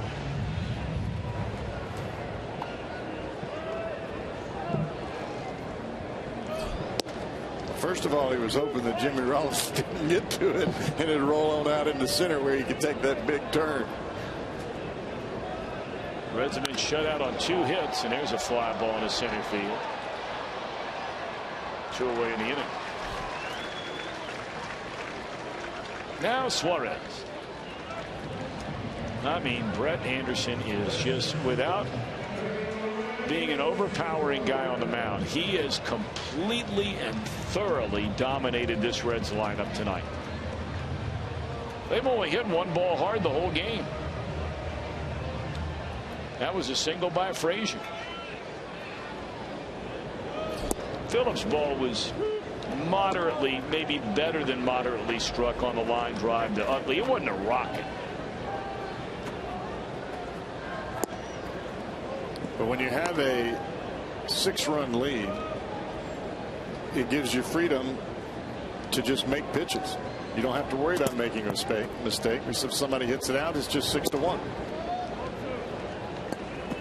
But then on the flip side of that, even in a tight ball game, that should be your mentality. You can't worry about every single pitch and try to micromanage what you're doing on the mound. Bouncer to Rollins. He'll cut this loose. Still plenty of on for Rollins in a 1-2-3 inning. We're off to the 7th. All Dodgers here tonight with a 6-0 lead.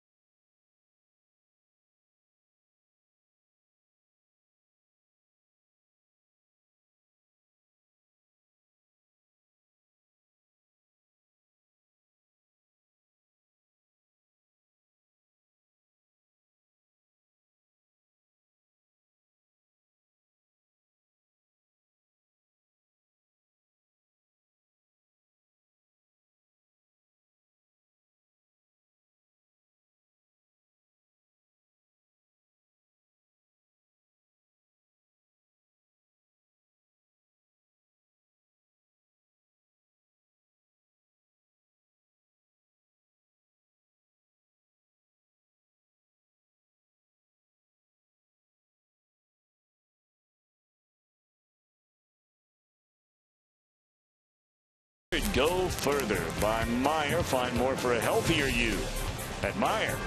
And by Cincinnati Children's, ranking 3rd in the country on U.S. News and World Report's best children's hospitals in America. And as always, we wish a special hello to those of you watching tonight over at Cincinnati Children's. Praying you had a good day today and an even better one tomorrow. They had 4 little ones, clearly patients, from Cincinnati Children's. You know, the first ball every night is brought to the mound by Cincinnati Children's Hospital. It's not every night. We have some of the kids from the hospital, but they all had their nicknames out there tonight. Wes the Warrior. We had Super Luke, I think was another youngster's name. Yeah, there they are on the backs. Super A. And then the little guy, I couldn't remember his name. They all had their special names tonight. And God bless them all. Hope they're doing okay. And their families. We brought up last night how people, you know, when you walk into the Ronald McDonald House over there by Cincinnati Children's Hospital, and we were over there a couple of times during the winter, and I tell you, I would highly recommend to anybody. For a lot of people, it's really hard to walk into a children's hospital. It's really, really hard because it grabs your heart. Yes, it does. And but if you want to kind of take the first step before maybe you go to the hospital, go over to that Ronald McDonald House, which is 1 block down from Cincinnati Children's. What a beautiful facility. They continue to add to it every year. And families stay there, of course, who have children or relatives, whatever the case may be, at Cincinnati Children's. But they have a map when you walk in the door. It's a map of the entire world. And there are little pins as to where people have stayed at the Ronald McDonald House and where they came from. And virtually every country in the entire world, all over the place, is pinned on that map.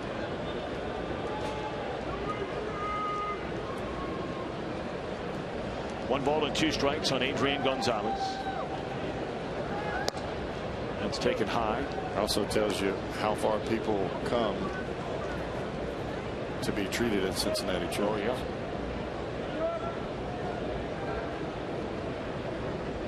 Michael Fisher, the CEO of Cincinnati Children's Hospital, and his whole staff, they do such a marvelous job over there. Fly ball into short left field. One away in the inning. They tell you that miracles happen there every day, and they do. We hope they are bountiful and plentiful every day.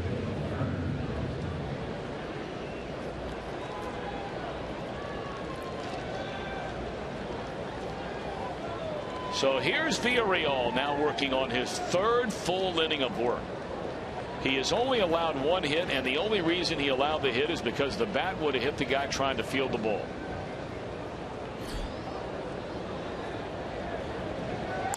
Turner pops it straight up into the air, and playable for Pena. 2 outs. And if Villarreal can get through this inning, you just can't say enough about the job he's done, and we brought it up earlier. I mean, it can't be easy, Cowboy. More times than not, when this young man is being brought into games, it's a case where the Reds are ahead by a lot or behind by a lot. But you know what? He's pitching well enough to perhaps give Brian Price reason to move him up a rung on the ladder. And that's what you're trying to do if you're Pedro Villarreal. I mean, we all started in a spot that we didn't want to be in a game where it was 6-0. We wanted to be in a 2-1 ball game or a 1-1 ball game. But it doesn't always work that way. You've got to prove for the fact that you can pitch up here and pitch effectively with runners on base, throw strikes. And it takes self-motivation to pitch in these types of ball games when you're way behind or way ahead. And that's what you're looking for. If you're Walt Jocketty, if you're Brian Price, Jeff Pico, that's what you're looking for. You want somebody that can handle it regardless of the situation. 1-1 to Van Slyke. Line drive, inning over. Villarreal gives his team 3 1/3 innings of one-hit shutout baseball. Cowboy, I want to ask you when we come back, would you consider giving this guy a start?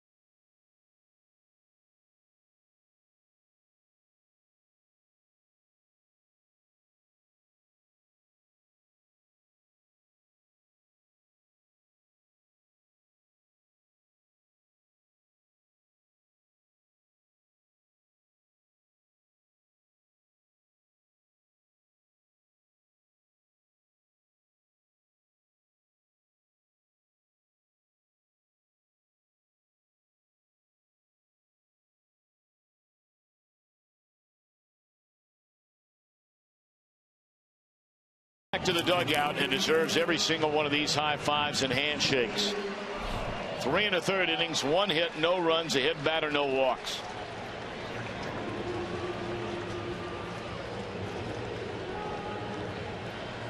All right, Cowboy, I asked the question as we were going to break. The way this guy's throwing the ball, do you give him a start or two? I think that you have to look at it, especially with the way that he's threw the ball tonight and the way he's thrown the ball as of late. But the big key that you have to look at is if you take Villarreal out of the bullpen where he's your long guy, who do you go to if you have a starter that can't? And that creates an issue, because right now he's very comfortable in that spot. He's very productive in that spot. And you don't want to hurt yourself in 2 different spots by taking away a positive out of the bullpen.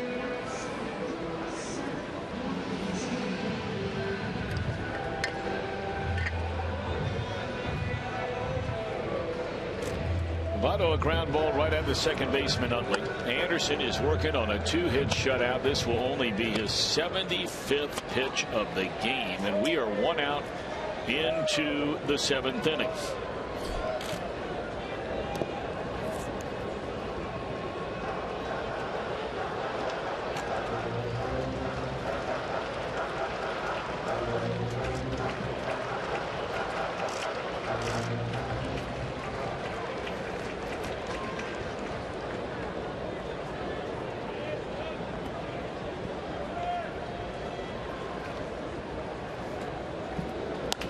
Right back to the mound, and this will be out number 2.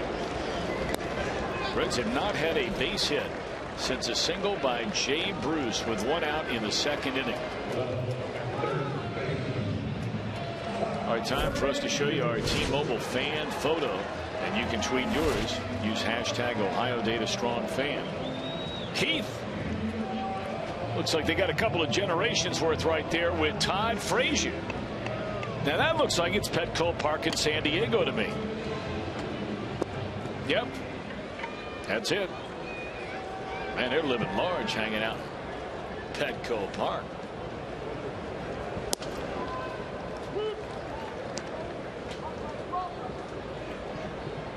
How you like Petco Park, Cowboy? You like it? I like it. Wouldn't mind pitching there. Not sure I'd want to be a hitter there.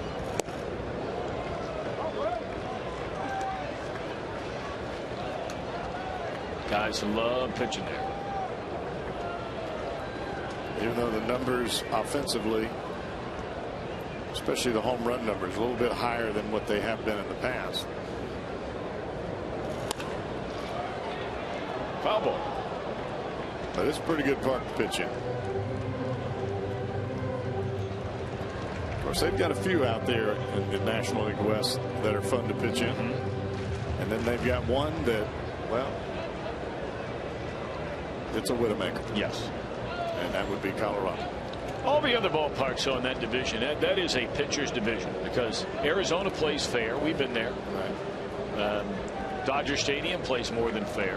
And Dodger Stadium is a good pitcher's play. Yep. Especially at night. Yes. And they play most of their games at night. Yep. And we know about San Francisco and San Diego.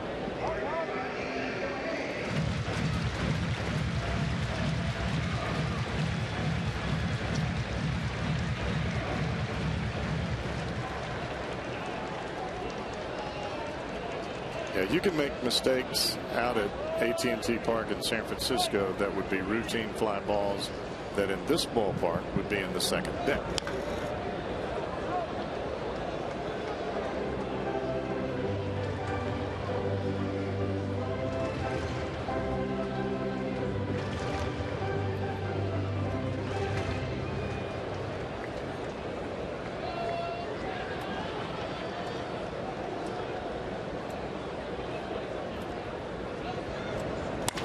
Bouncing ball, and there's a base hit into center field. Another good piece of hitting by Todd Frazier on a ball that was down and away. He got the single through the left side on a good low fastball, cutting fastball. And you watch where this pitch is. Down, it just crept back over the plate a little bit, and Frazier able to get the barrel of the bat to the baseball.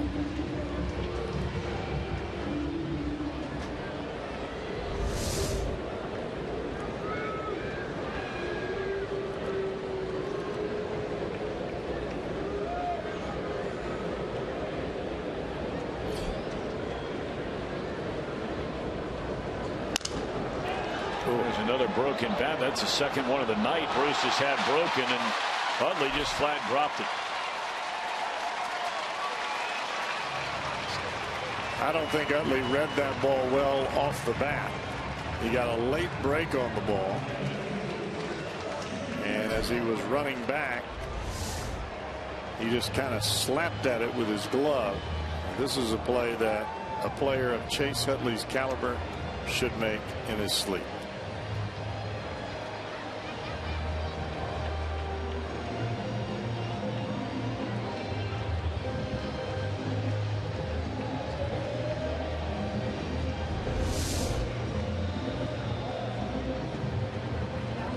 It's really hard to watch a great player get old.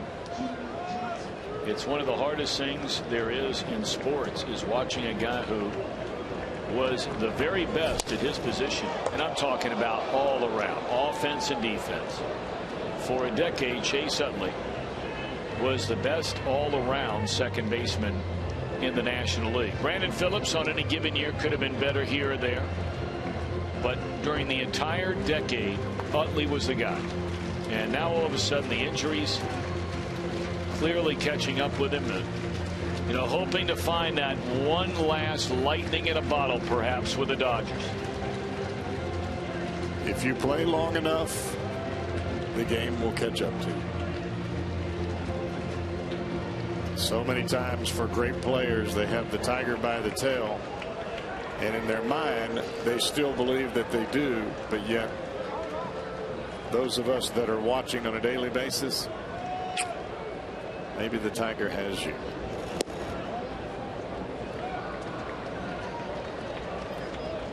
So a single and an error after two men were out in the inning, and here's DeJesus, who has struck out and grounded to second base. See if Ivan can get the Reds on the board. He will. Base hit left field. And it's a 6-1 ball game.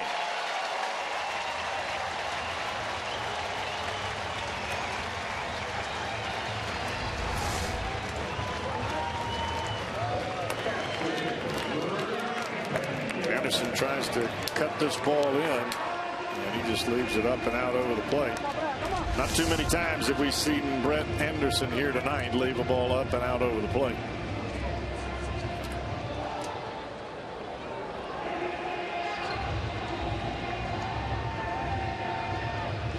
Rick Honeycutt, Dodgers pitching coach, as much as anything, just trying to give his pitcher a breather. Try to slow down any momentum that the Reds have gained by the single of Frazier, the error on Utley's ball off the bat of Bruce, and then that single by DeJesus. Even if you lose the shutout, you want to keep the intensity level going as Jim Johnson begins to throw down in the Dodger bullpen.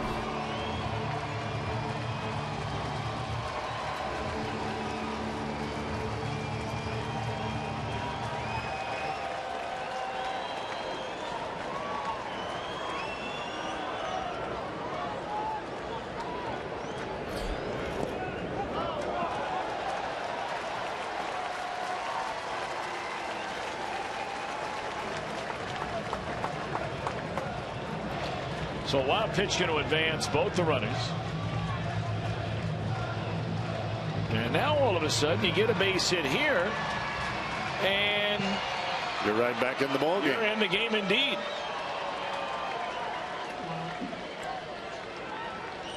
Well, after the wild pitch, Anderson's going to go ahead and work out of the regular windup. That's where he's been pitching almost this entire game since the second inning. 2-0 on Brian Pena, who's grounded to short and hit the ball very hard at the first baseman Adrian Gonzalez, who beat him to the bag his last time up. Pulled foul. 2 balls and a strike on Brian Pena.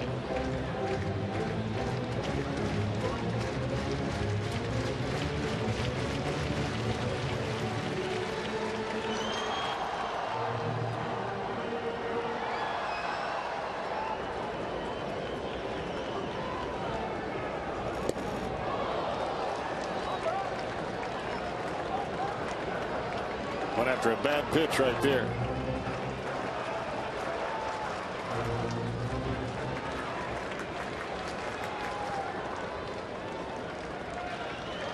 DeJesus trying to cheer on Pena, and the 2-2 delivery. Ball 3. That's the one he chased a minute ago. Veteran pitcher in Anderson, he's trying to go right back to it. Let's see if he'll chase it again. Ryan Lamar stands in the on-deck circle. Reds are playing with a really short bench again tonight. Broken back, base hit. 2 runs are going to score, and the Reds indeed have gone from 6 down to 3 down.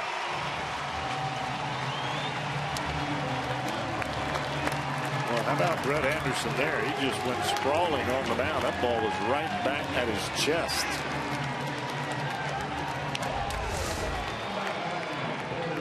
You watch this coming right back at you at home. He went straight down and knee buckled, and he was laying on his back.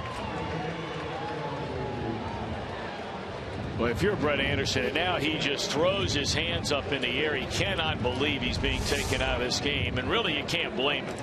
If Utley catches a pop-up, he's out of the inning. So that error should have been the third out. That was a broken bat hit there by Pena. I mean, it's not like guys are not going to cover off the ball, but Don Mattingly's going to come get him. And he's going to bring in the right-hander Jim Johnson, whom they just acquired recently from the Atlanta Braves. This will be our Skyline Chili call to the bullpen. Back in a moment.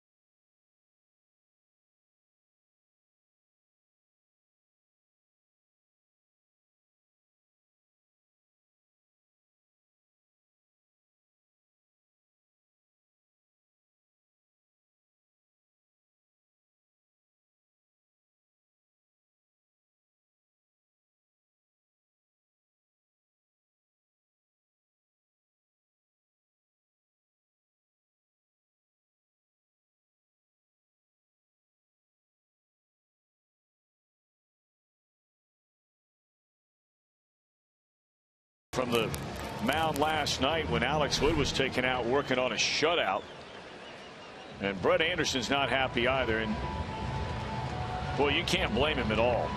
Well, I would rather have my starter be upset about being taken out of the ball game. That tells me a little bit about his adrenaline and his will to compete than a guy that just prances off and just runs over there and sits in the dugout ho-hum. Yeah. Ho-hum doesn't get it. Well, here's Johnson, one-time closer, and a mighty good one there for the Baltimore Orioles. Andre Ethier, as part of a double switch, takes over in left field. Ethier undoubtedly will be in the lineup tomorrow. Ryan Lamar, the pinch hitter.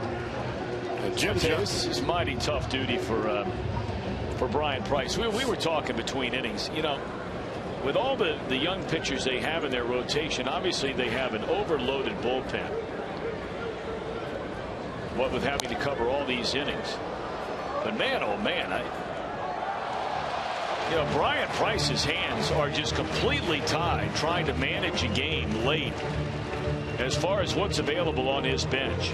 He has Ryan Lamar, Skip Schumacher, Brennan Bosch, and Tucker Barnhart. Barnhart's your backup catcher, and Bosch can't play. I'm not sure that Bosch could play. I think it's pretty safe to say he can't play so for really at least the next number of days, and yet they did not put him on the disabled list. I mean, you might ask, well, who are they going to bring up? Well, anybody's better than somebody that can't play.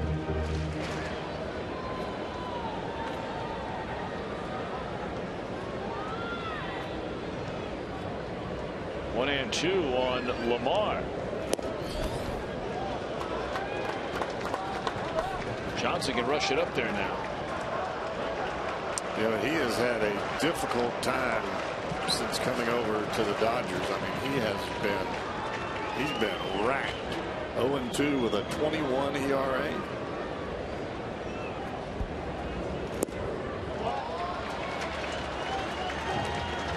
for some pitchers, you go to a new club that is in the hunt. You overthrow, you try to do too much, you try to strike out every batter instead of just getting outs, because that's really what it's about. Strikeouts are sexy, but outs are what get you paid and win ball games.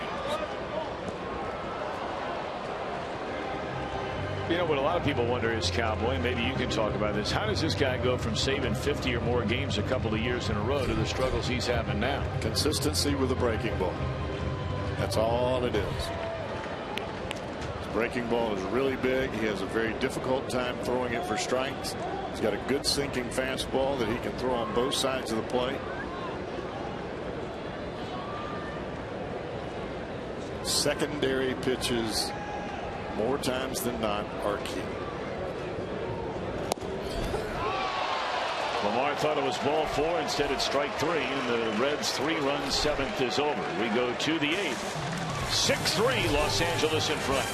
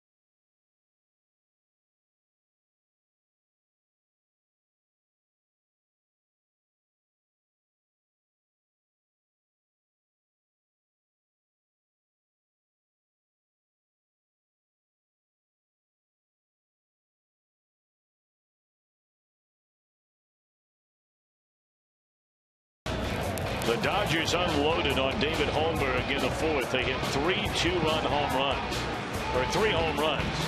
A solo shot by Van Slyke. 2 batters later, Ellis a 2-run home run, and then Puig capped off a 5-run inning with a rocket to the seats in right center field.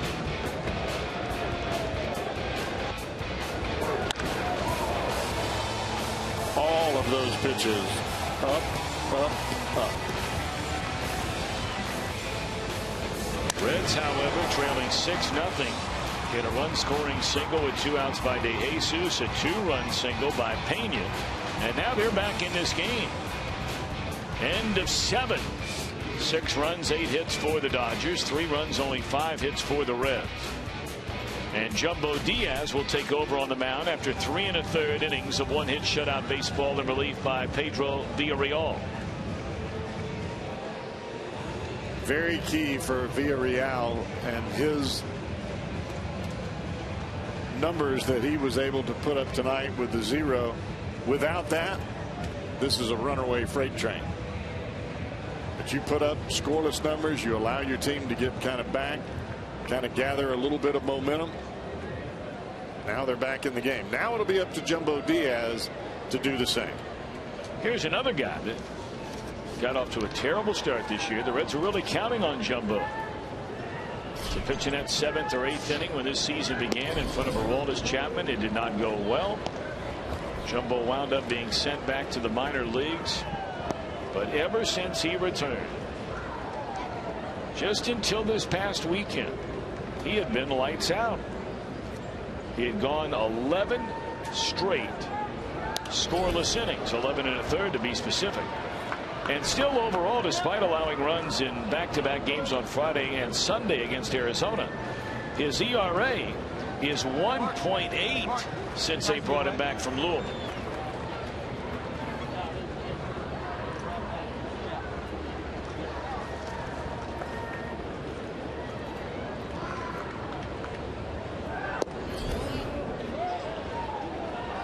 Jumbo Diaz, to be successful and to keep that positive progress moving forward, he's got to drive that front shoulder to the mitt. The ball's going to come out of his hand. He's got high velocity stuff, but when he tries to throw the ball 100 miles an hour, things get a little ugly. Line drive, base hit by Utley. Oh boy. And then right through the wickets of Bourgeois, and Utley will coast into second base. That'll be a single and an error.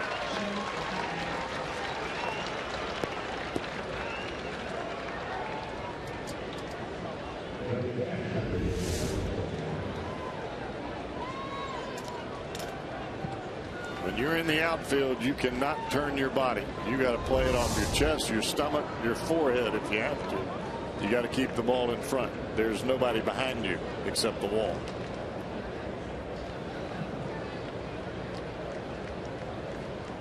A.J. Ellis, a batter. Jumbo throws that one at 98 right by him.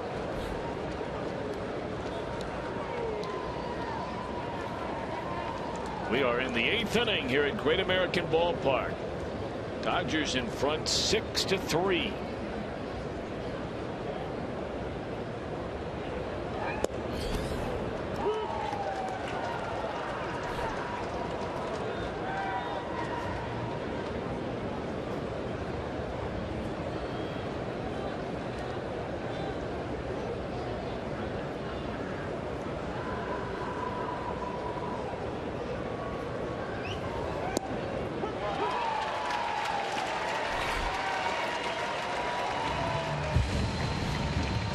One away in the inning.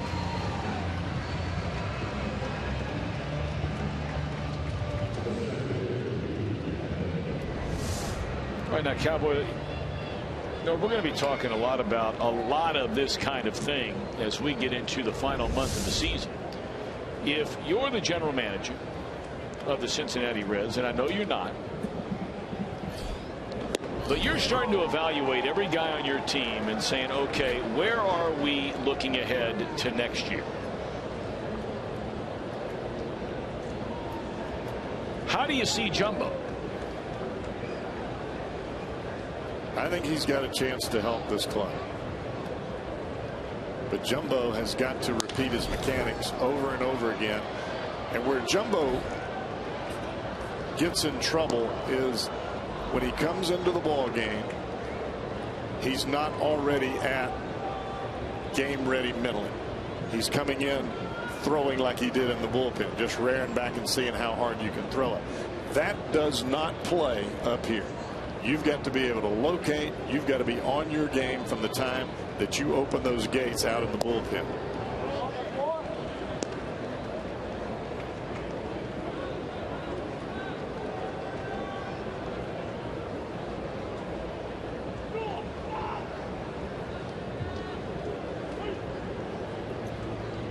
One ball, 2 strikes on Kike Hernandez.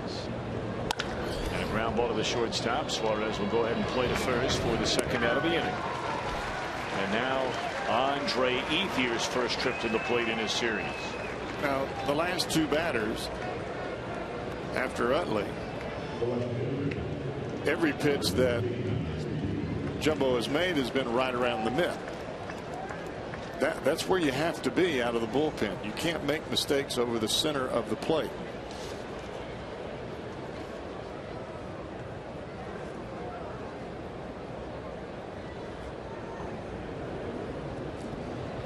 Mental preparation coming into the ball game is critical, whether you're a starter, whether you're a reliever.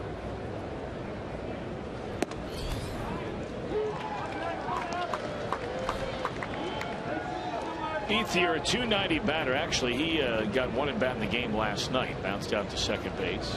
12 home runs, 39 batted in. I remember when this young man made his major league debut in his hometown of Phoenix, Arizona. Heard an incredible story that night. Met his father after the game. And father, a hard-working man. They didn't grow up with a ton of money in the Ethier family. And he could tell his son was a very good baseball player at a young age, obviously a left-handed batter. His dad was a right-handed thrower. And he so badly never wanted his son to be a left-handed hitter who could not hit left-handed pitching that he'd get home from work at night and he'd go out and start throwing baseballs left-handed against the garage, the dad. So he got to the point where he could pitch batting practice to his son throwing left-handed, and he did.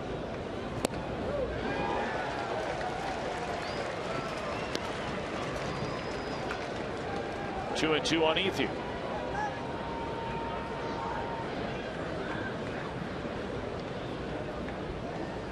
We mentioned his dog night here tonight. Ethier's got this farm outside of Phoenix. And, I mean, it's almost like the animals are lining up 2 by 2 in a place where it never rains. There are animals everywhere of all kinds.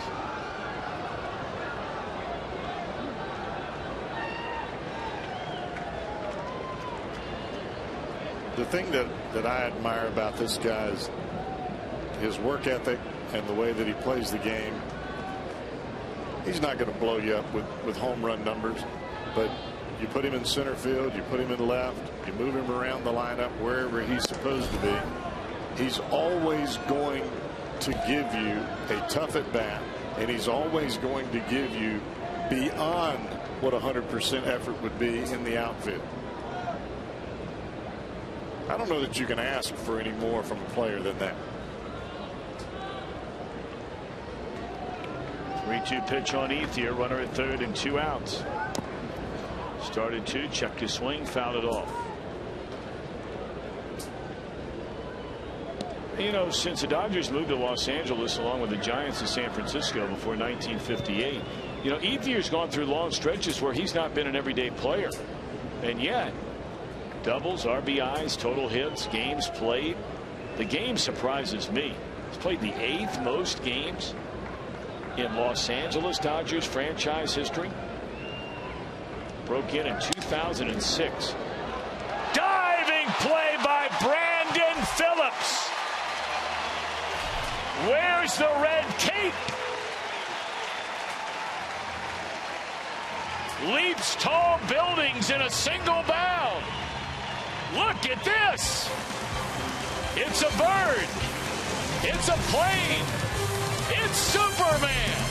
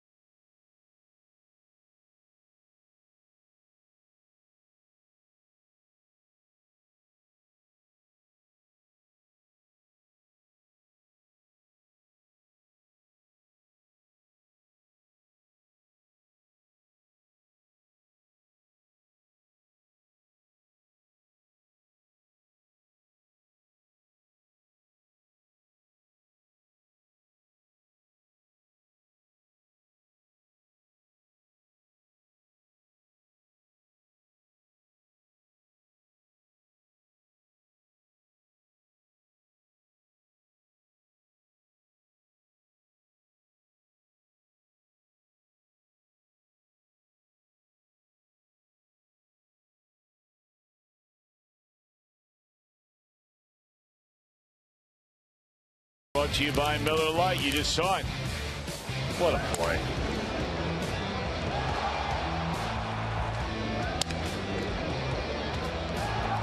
You know, it's funny, that ball coming off of a left-handed bat, it was actually going back towards second base. When he dove, I wasn't real sure that he was going to be able to get the glove to the baseball.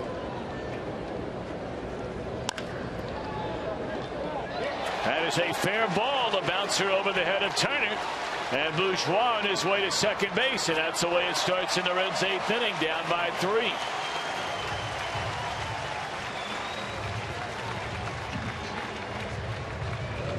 J.P. Howell, Juan Nicasio warming up. Don Mattingly not leaving anything to chance. And that play is made simply because Turner had to play in on the grass just in case Bourgeois decided to lay down a bunt.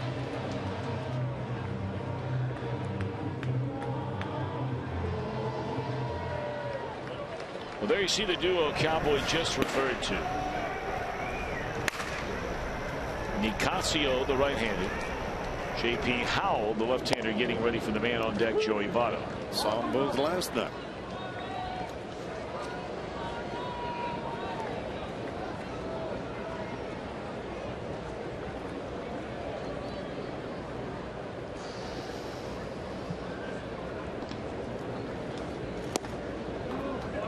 Ball and 1 strike. Johnson on a relief from Brett Anderson.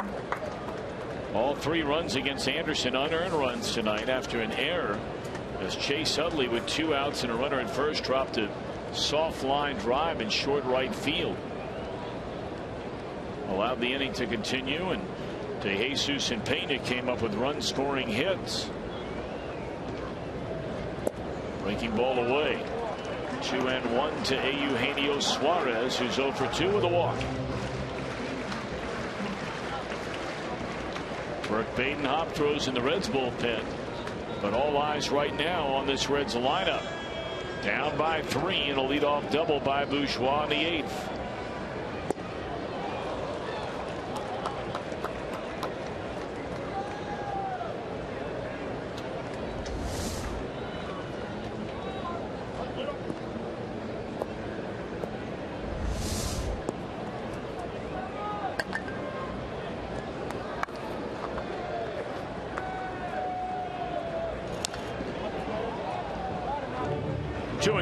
That is Johnson's bread and butter. Start the ball middle in and let it sink in on the hands of the right-handed batters or away from the left-handed. Bourgeois just happened to beat that ball into the ground and went right over the head of Justin Turner.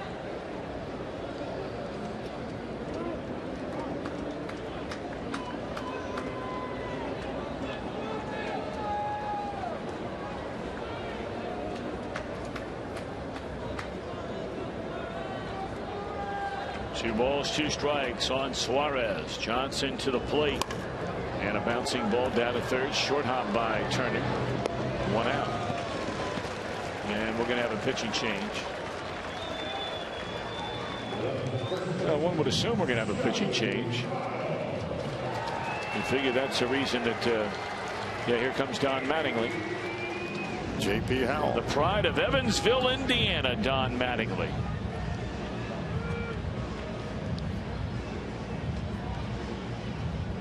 Here comes Howell to face Votto. We're back in a moment.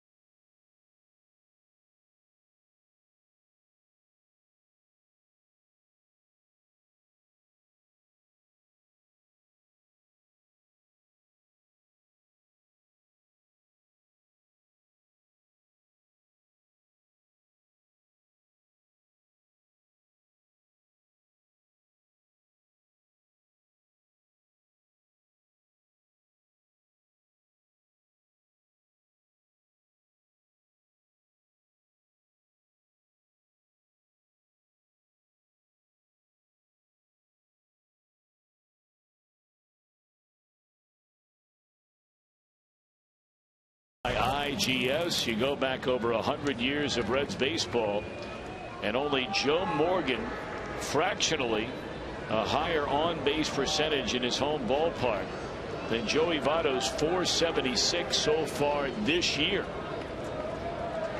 Big time names on that list. Got that right.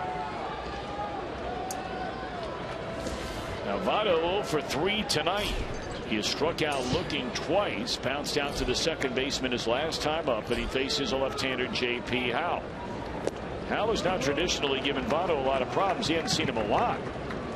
4 at-bats against him, but he has 2 hits, including a home run and a pair of walks. Good numbers overall for Howell. Howell came in last night, got Bruce to ground out to first base.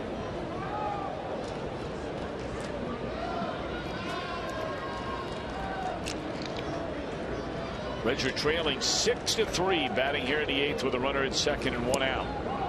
A ball and a strike on Joey Votto. See, that's the pitch that Howell will throw to a left-hander that most left-handed batters don't see from a left-handed pitcher, and that is the changeup. Only left-hander that used to do it pretty regularly was Tommy Glavine. You're exactly right. Makes you wonder if Glavine was able to do it while more of them don't try it. He wasn't bad. You'd think.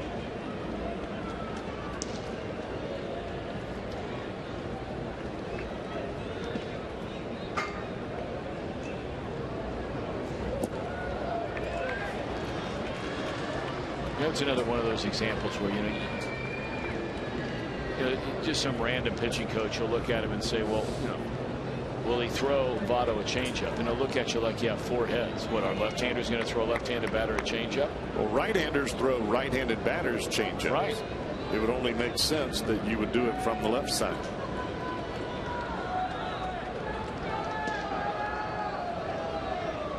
Two balls and a strike. And I think a lot of left-handed pitchers think, well, I've got to start that ball on the plate and it's going to run back in towards the swing of the batter. It's exactly where that pitch was. It was down and in. You get the hitter by the speed and the arm speed, the speed of the pitch and the arm speed, arm action of your pitch to the plate or your delivery to the plate. 3-1 delivery to Votto, and he walked him. And that may be the only batter he faces. It's interesting to know that Howell has faced Brandon Phillips 2 at-bats in his career and retired him both times. He won't get a chance here representing a tying run. Nick Hasio warmed up in the bullpen. So we're going to have another pitching change. Tell you what, this Dodger bullpen, when they get in the playoffs, they could be in a pile of trouble. We'll see if the Reds can capitalize when we return.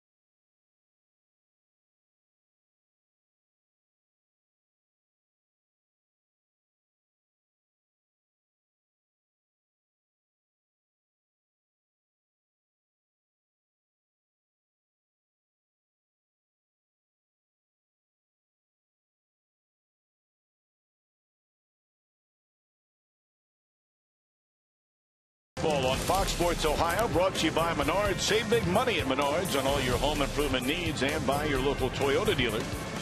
Proud sponsor of the Cincinnati Reds.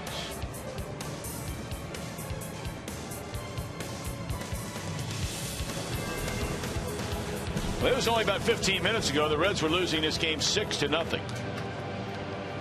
They get 3 runs, all unearned runs, but runs nonetheless in the 7th. They get a leadoff double here in the 8th. 1 out later, a walk. And now the tying run will come to the plate. Juan Nicasio takes over on the mound. Brandon Phillips in his career against his pitcher is 4 out of 7. It's hit for the cycle against him. And got a single in last night's game against Juan Nicasio.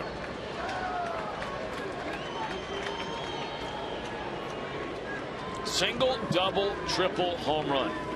The 4 hits for Phillips against Nicasio.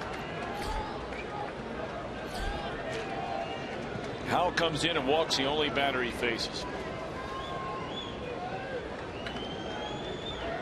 Phillips 0 for 3.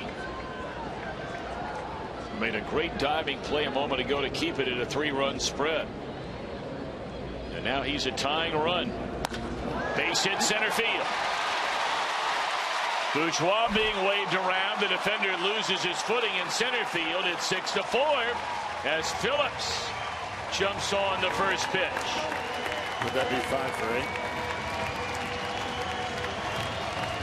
5 for 8 now. Yes.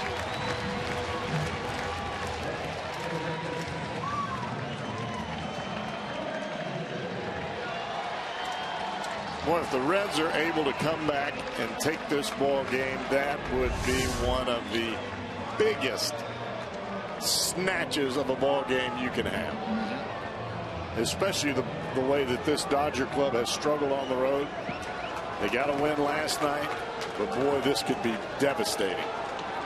Charge that run to Johnson. And now it's Frazier representing the go-ahead run. 2 on, 1 out. Frazier, the team leader in home runs and runs batted in. Big swing and a miss. Came with 96-mile-per-hour gas on the first pitch.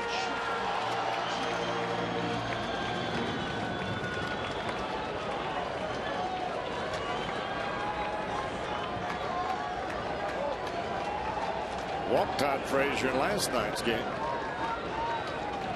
And Nicasio was in trouble. Was able to get out of it. Or actually, he was bailed out of it. I beg your pardon. That's when they brought in Avion to strike out Jay Bruce with the bases loaded. He has thrown 2 heaters right by Frazier to get ahead 0-2.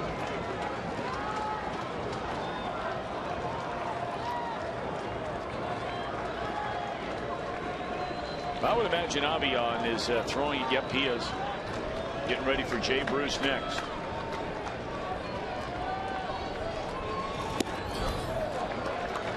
There's a real good chance we see 4 Dodger pitchers in this inning.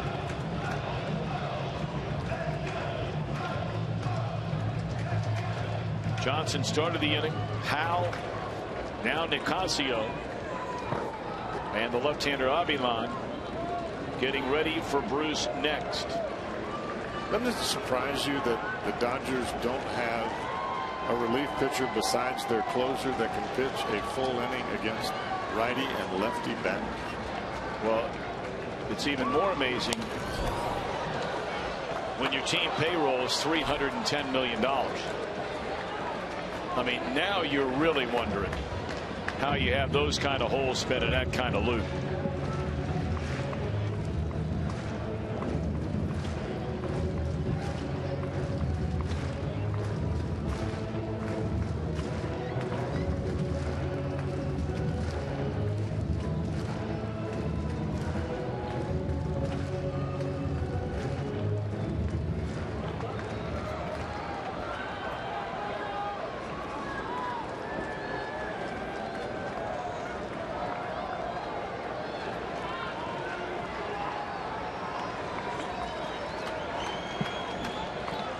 One and 2 to Frazier. The go-ahead run at the plate. And time is called.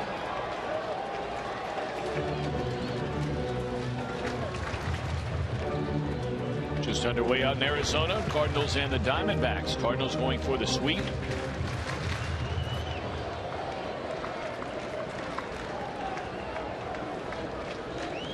And coming up in about 25 minutes from now, it'll be the Cubs and the Giants.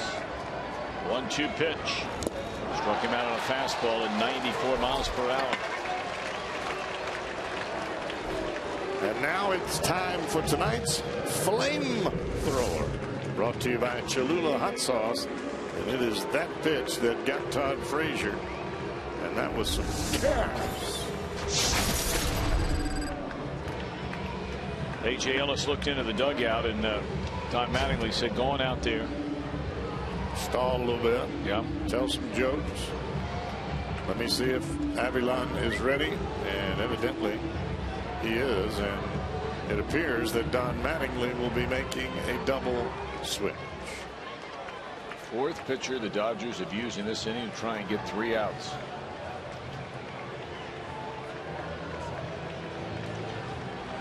So Avilan struck out Bruce with the bases loaded last night. What's in store tonight? Game on the line when we come back.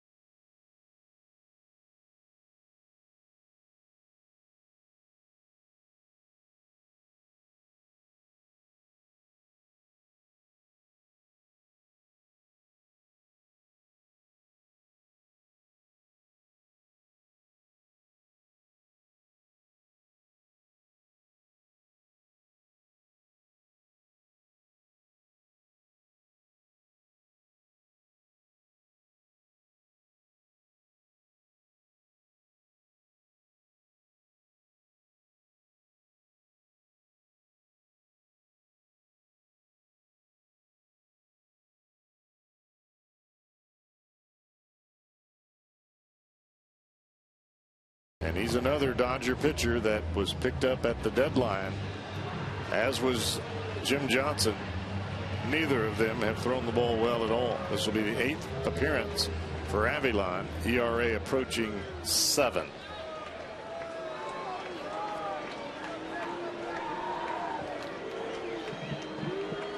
Well, Ethier lasted 2 innings. He's out of the game, and now Cole Crawford takes over for him in left field. Well, you just can't stop and think about the kind of money this team is spending on players that are coming in as defensive replacements in games, one right after the next. It is amazing. All right, Jay Bruce the batter, tying run at first. Bruce is the go-ahead run here in the 8th. And he takes ball 1 low.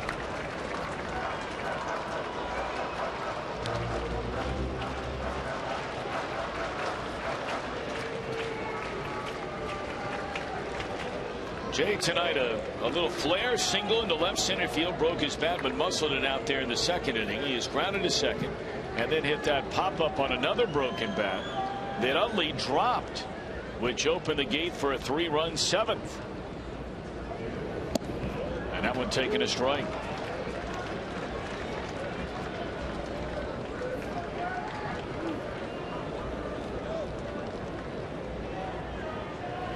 The Reds were down 6-0 until that drop pop up by Utley gave the Reds a slight ray of light. And they certainly opened the shade, scoring 3 times in the inning. And now trying to kick through the window. Bruce hooks it foul. And Avilan ahead at 1 ball and 2 strikes. Now, normally you get a batter spin on a ball like that. He hits it good, but he pulls it foul. You go right back away with an off-speed pitch.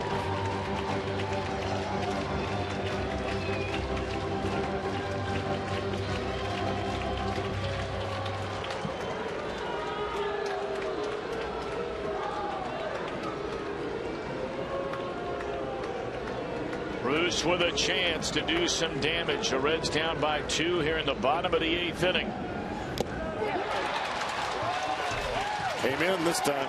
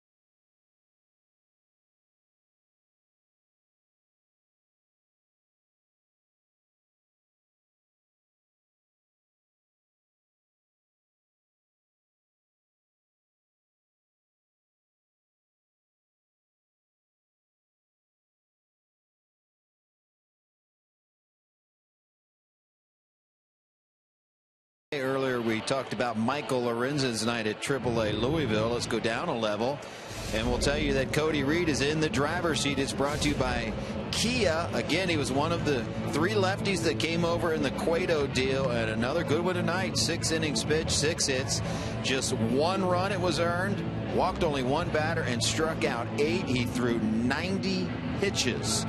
So Cody Reed, trying to get him to refine that delivery a little bit.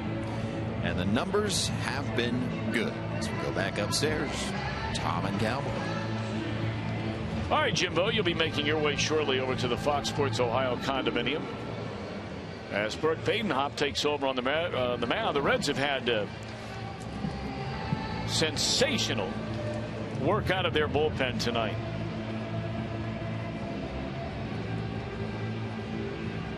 Four and a third innings.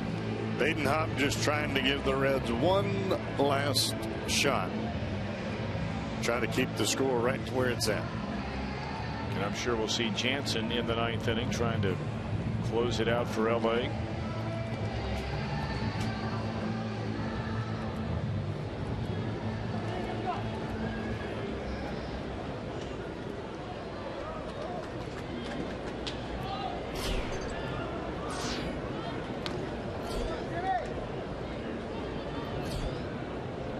Top of the order for the Dodgers. Here's Jimmy Rollins, and he looks at a strike.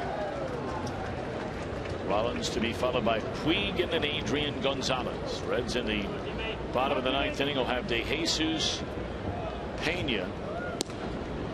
And it doesn't look like the Reds made any changes. They don't have many players available to make changes. So they have a choice of 2. Skip Schumacher and Tucker Barnhart.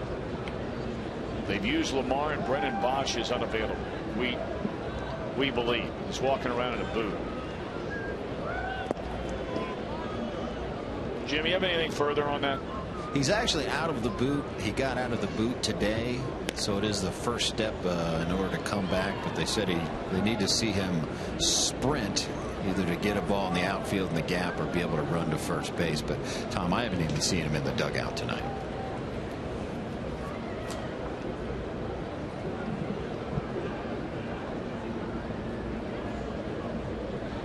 No, I guess he's not available. No, it's a tricky situation for teams, and you know, every situation you handle a little bit differently depending on what is the injury, what's the expected time of recovery. There's a pop-up in a short left field, will be handled by DeJesus, one away. And the situation being, when a guy gets hurt, you know, you believe it's going to be 3 or 4 days, so you don't put him on the disabled list. But if all of a sudden that turns into, well, during those 3 or 4 days, you're playing short to begin with in the Reds' case because of all the relievers they have right now with such youth in their rotation. But if that thing turns into 5, 6, 7 days, and every team has to make that call. Well, I think in 3 days you have a problem. 1 or 2, you can live with it.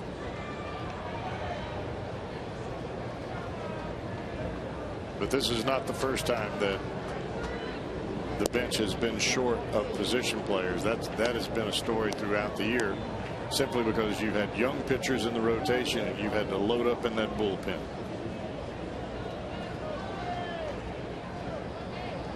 You only have so many roster spots, and you got to figure out the best way to do it.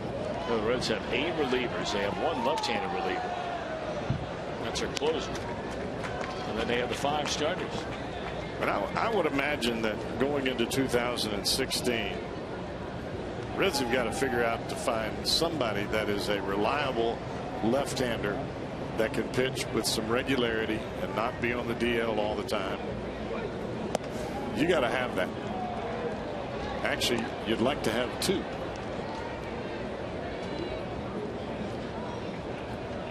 But those guys are tough to come by. And more times than not, you got to pay them. Well, you know, it's not like the Reds haven't tried. I mean, there's a walk to Puig. You know, they gave Sean Marshall a long-term deal after they acquired him. Then once he couldn't do it, they went out and made the trade and brought in Parra.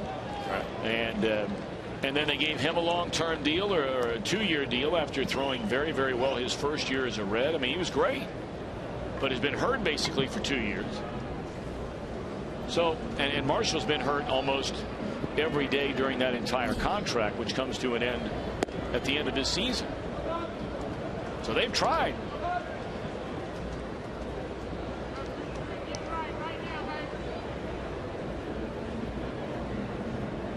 Bullpen is a tough place to issue long-term contracts. More times than not, guys are one and done.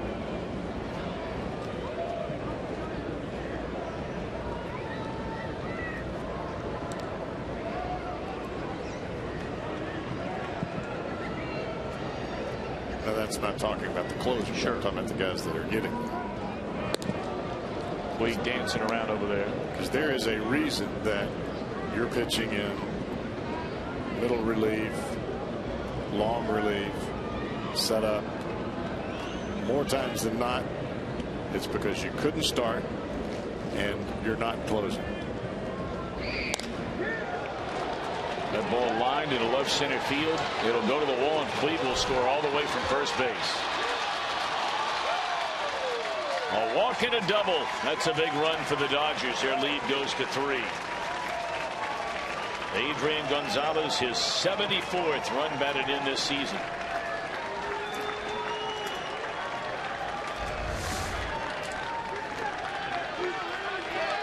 It's not even a strike, but it started up about belt high, and Gonzalez likes to shoot the ball the other way, and even though that ball ran off the plate, he barreled it up pretty well.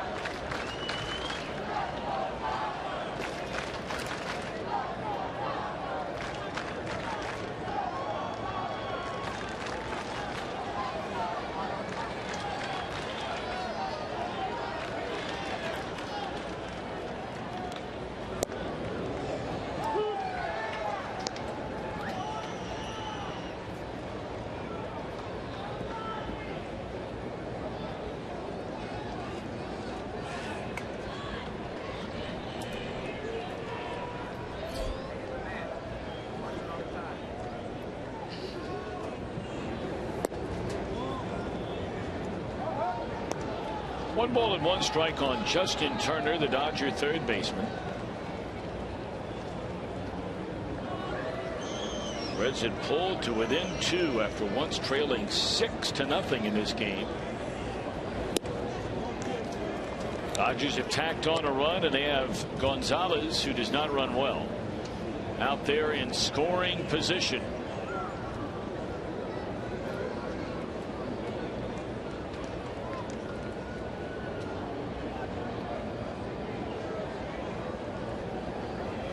Washington Nationals trying to come all the way back from down big to San Diego. Had an 8th inning in which they drew within a run at 6-5 Padres, but now the Nationals are batting in the bottom of the 9th inning, down a run with an out and nobody on. Craig. Mets rolling in Philadelphia. Kimbrel. They're going to win it. It'll be against one of the best. Of course, they've seen him enough, though, through the years with Atlanta. A lot of people seen Chapman, and they're still trying to figure it out.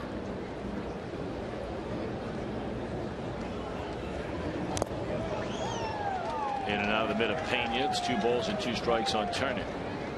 Pirates have won their game down in Miami after losing last night, 7-2 the final there. And told you the Mets are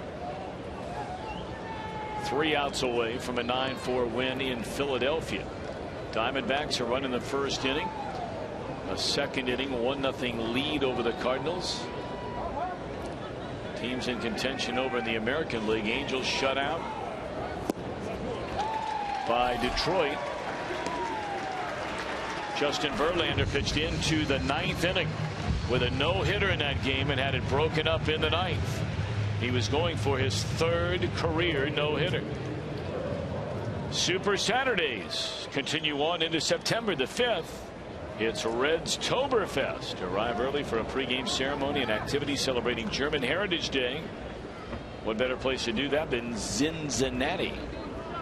First 20,000 fans receive a Red Stein thanks to Hollywood Casino. 2 away. First at bat for Carl Crawford since coming on defensively.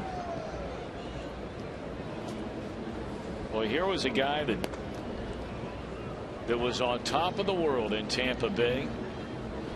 And by all accounts, everybody who's spent any time around Crawford just speaks a world of this young man. The way he carries himself and handles himself, and the kind of young man that he is. Signed a huge free agent deal with Boston, and things could not have gone worse. I mean, he was basically booed out of town. He played so badly. And then he was part of that big monster deal. Adrian Gonzalez was in it, and Josh Beckett was in it. Coming over to these Dodgers, and he's been nothing more than a part-time player. Had a tough time staying healthy. Yep. Crawford now 33 years old, a 4-time All-Star, won a Gold Glove, has won a Silver Slugger Award. Could run, hit for batting average. I mean, year after year he was 297 to 301, 305, 315, 305, 307. That one hooked foul. He'd hit anywhere from 11 to 18, 19 home runs. Stolen base numbers. He's stolen almost 500 bases in his major league career. 500.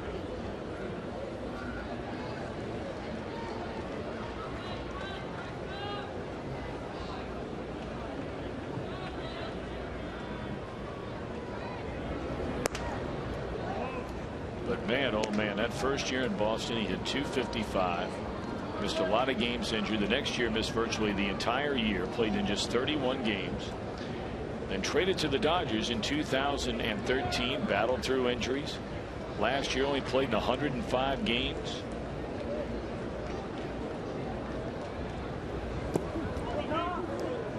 Two and two.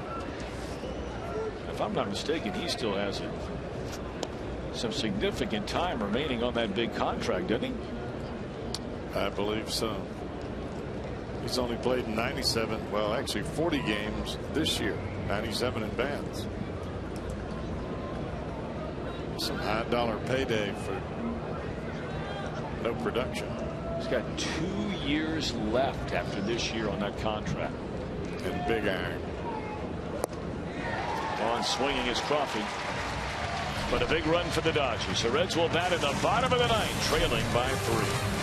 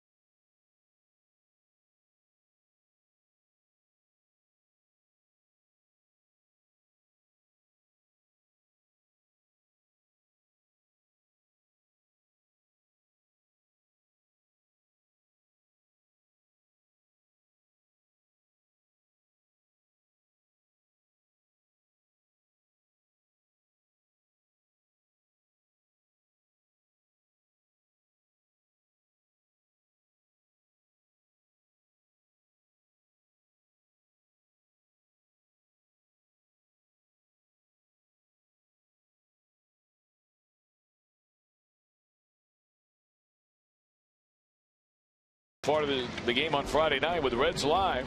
We do it before every game. It's brought to you by Ray St. Clair Roofing. Our next telecast comes your way. The entire road trip will be on Fox Sports Ohio, starting with 3 games in Milwaukee. Iglesias in the opener, Sampson in game 2, Lamb v. Peralta in game 3.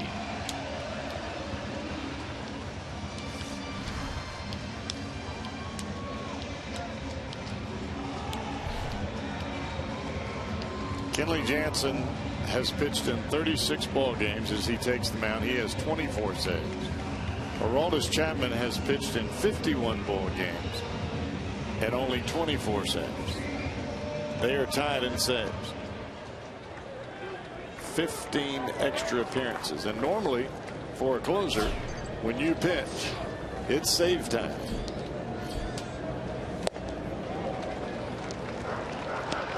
Unless you pitch on a team that's having a hard time winning games, and a lot of those games are coming in tie games. Just getting some work.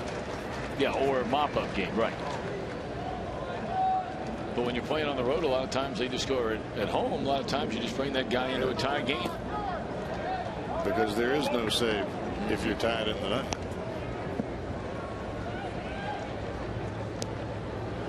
Ivan De Jesus Jr. lead off the Reds bottom of the ninth inning. They're down by 3.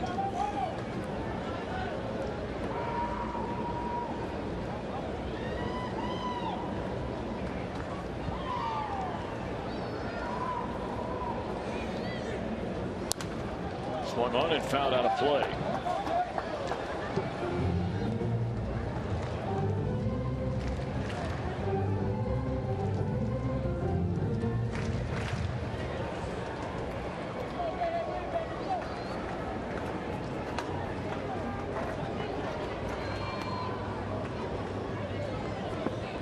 One ball and 2 strikes on De Jesus Jr. Pena next. And then a hitter for Burke Badenhop.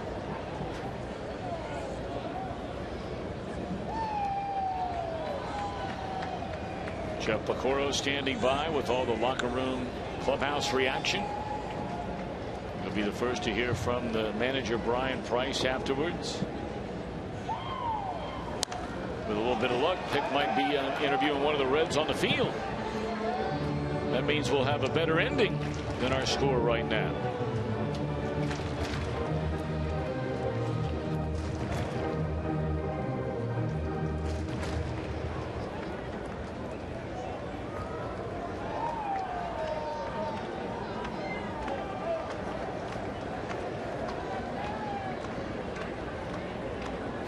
2-2 to Ivan De Jesus Jr. And he's hanging around. It's a bit of a hanger there by Jansen, but it stayed up and in. Yeah, those are the toughest hangers to hit.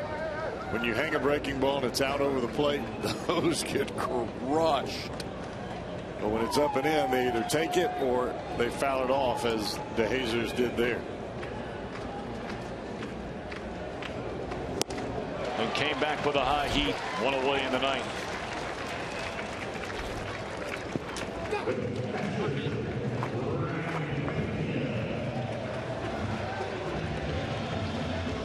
This might come as a surprise to some. Jensen's been around long enough now that only Eric Gagne has more career saves all time as an LA Dodger. Jeff Shaw, former Red. Yep, the pride of Washington Courthouse, Ohio. Still lives up there. Yes, he does. Well, he was a mighty fine pitcher. Came into his own a little bit later in his career and became an excellent closer. It's almost the way his son Travis is doing with the Boston Red Sox. Starting to really come into his own right now as a hitter.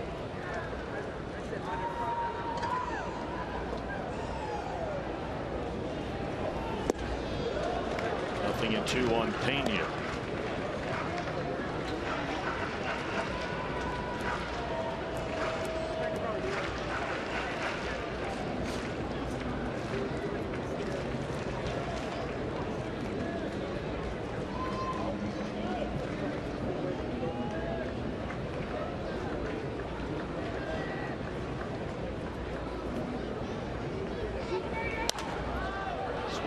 Found out a playoff to the third base side.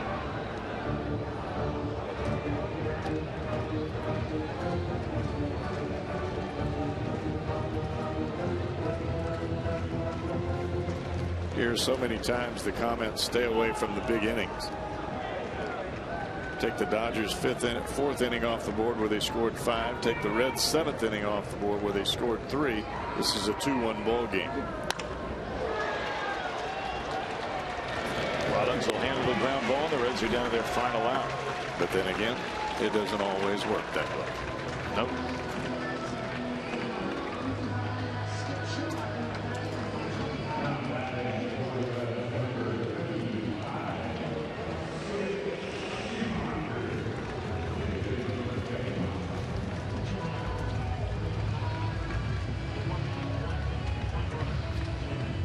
Schumacher to bat for Badenhop, who allows a hit, a run, a walk, and 2 strikeouts in his inning of work. 2 strikeouts. 4th different batter to hit in the number 9 spot here tonight. Well, that's what happens when your pitcher gets knocked out after 3 2/3 innings. Starting pitcher. Bingo. Villarreal and Diaz were really good tonight. That one had a lot of top spin. That one might have hurt. I think that ball missed his glove and hit him in the leg. And that ball was stunned. Yes, it was stunned. And you're right. It had some serious overspin to it.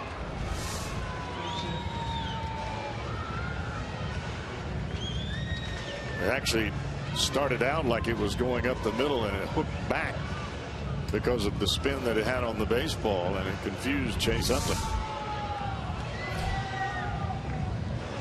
Scored a base hit. Well, you're hoping you can somehow, some way get to Suarez in this inning and give him a chance to run into one and tie it up. And that would mean Bourgeois has to keep the inning alive. He bounced a double over the drawn-in third baseman his last time up. And yes, once again, if you're wondering, Turner is drawn in at third base.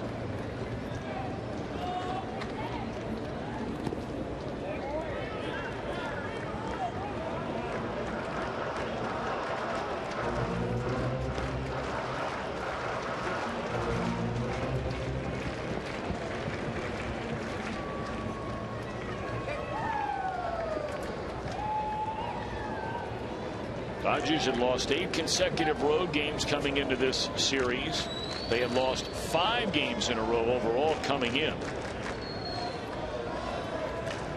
They Won the opener last night, an out away from taking game 2, and now a strike away from winning game 2. And they have their co-ace on the mound tomorrow. 12:35 first pitch. Tickets are available. Anthony DeSclafani will lock up with Zach Greinke. Same as we had in the finale in Los Angeles.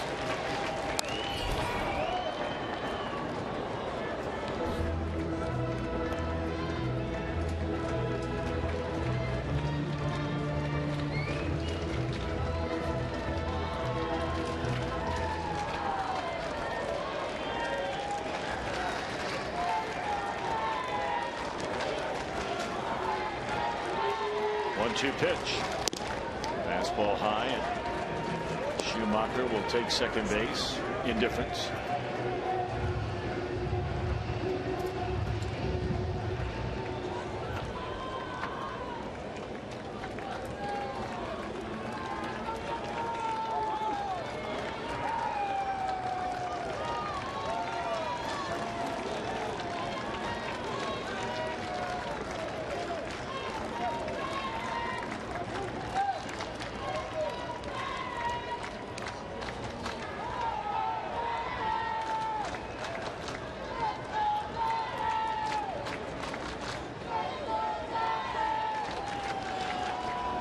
Boy, these two guys working together are worse than Morris Code. This is ridiculous. Maybe he hadn't pitched in enough games. With a runner at second, having to know the signs or what they want to do in this situation.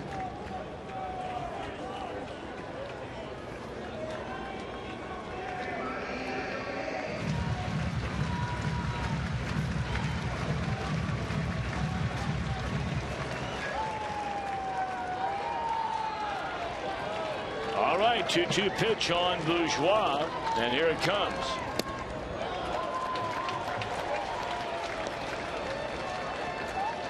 Suarez, we know he has pop in that bat.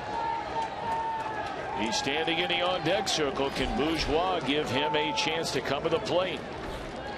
Reds are down by 3. The 3-2 pitch to Jason, and here it comes. Check swing, a foul ball, and a 92-mile-per-hour fastball to get up in the zone.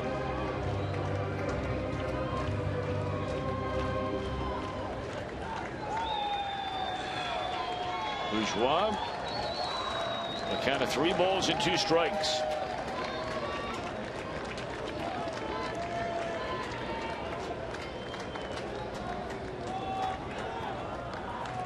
Jansen ready, the pause, and here it is. There is ball 4. And there is still hope.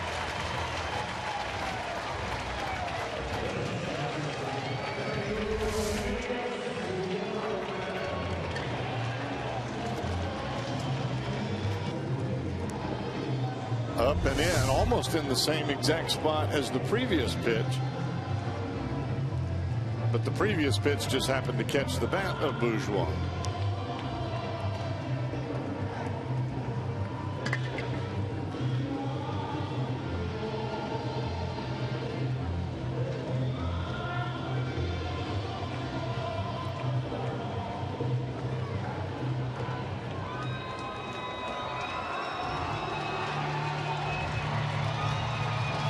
I can hear Rick Honeycutt right now.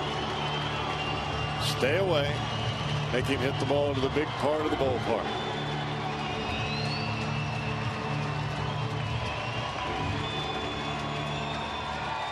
Well, here's Eugenio Suarez.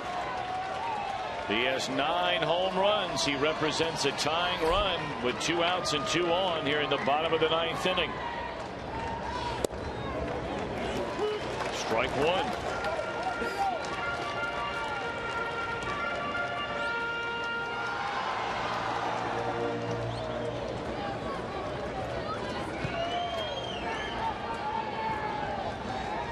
Schumacher and Bourgeois board.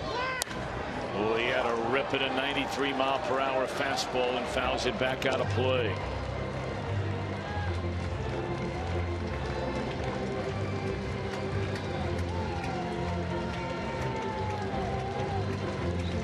Now Jansen, one hand around the neck. Ahead at no balls and 2 strikes.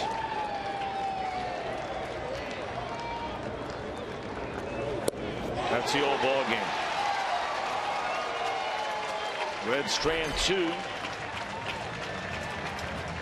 Jansen picks up his 25th save. Reds leave 7 on overall in the game. Final count of 7-4. Reds Live, the postgame version is coming up next. You're watching Reds baseball on Fox Sports Ohio.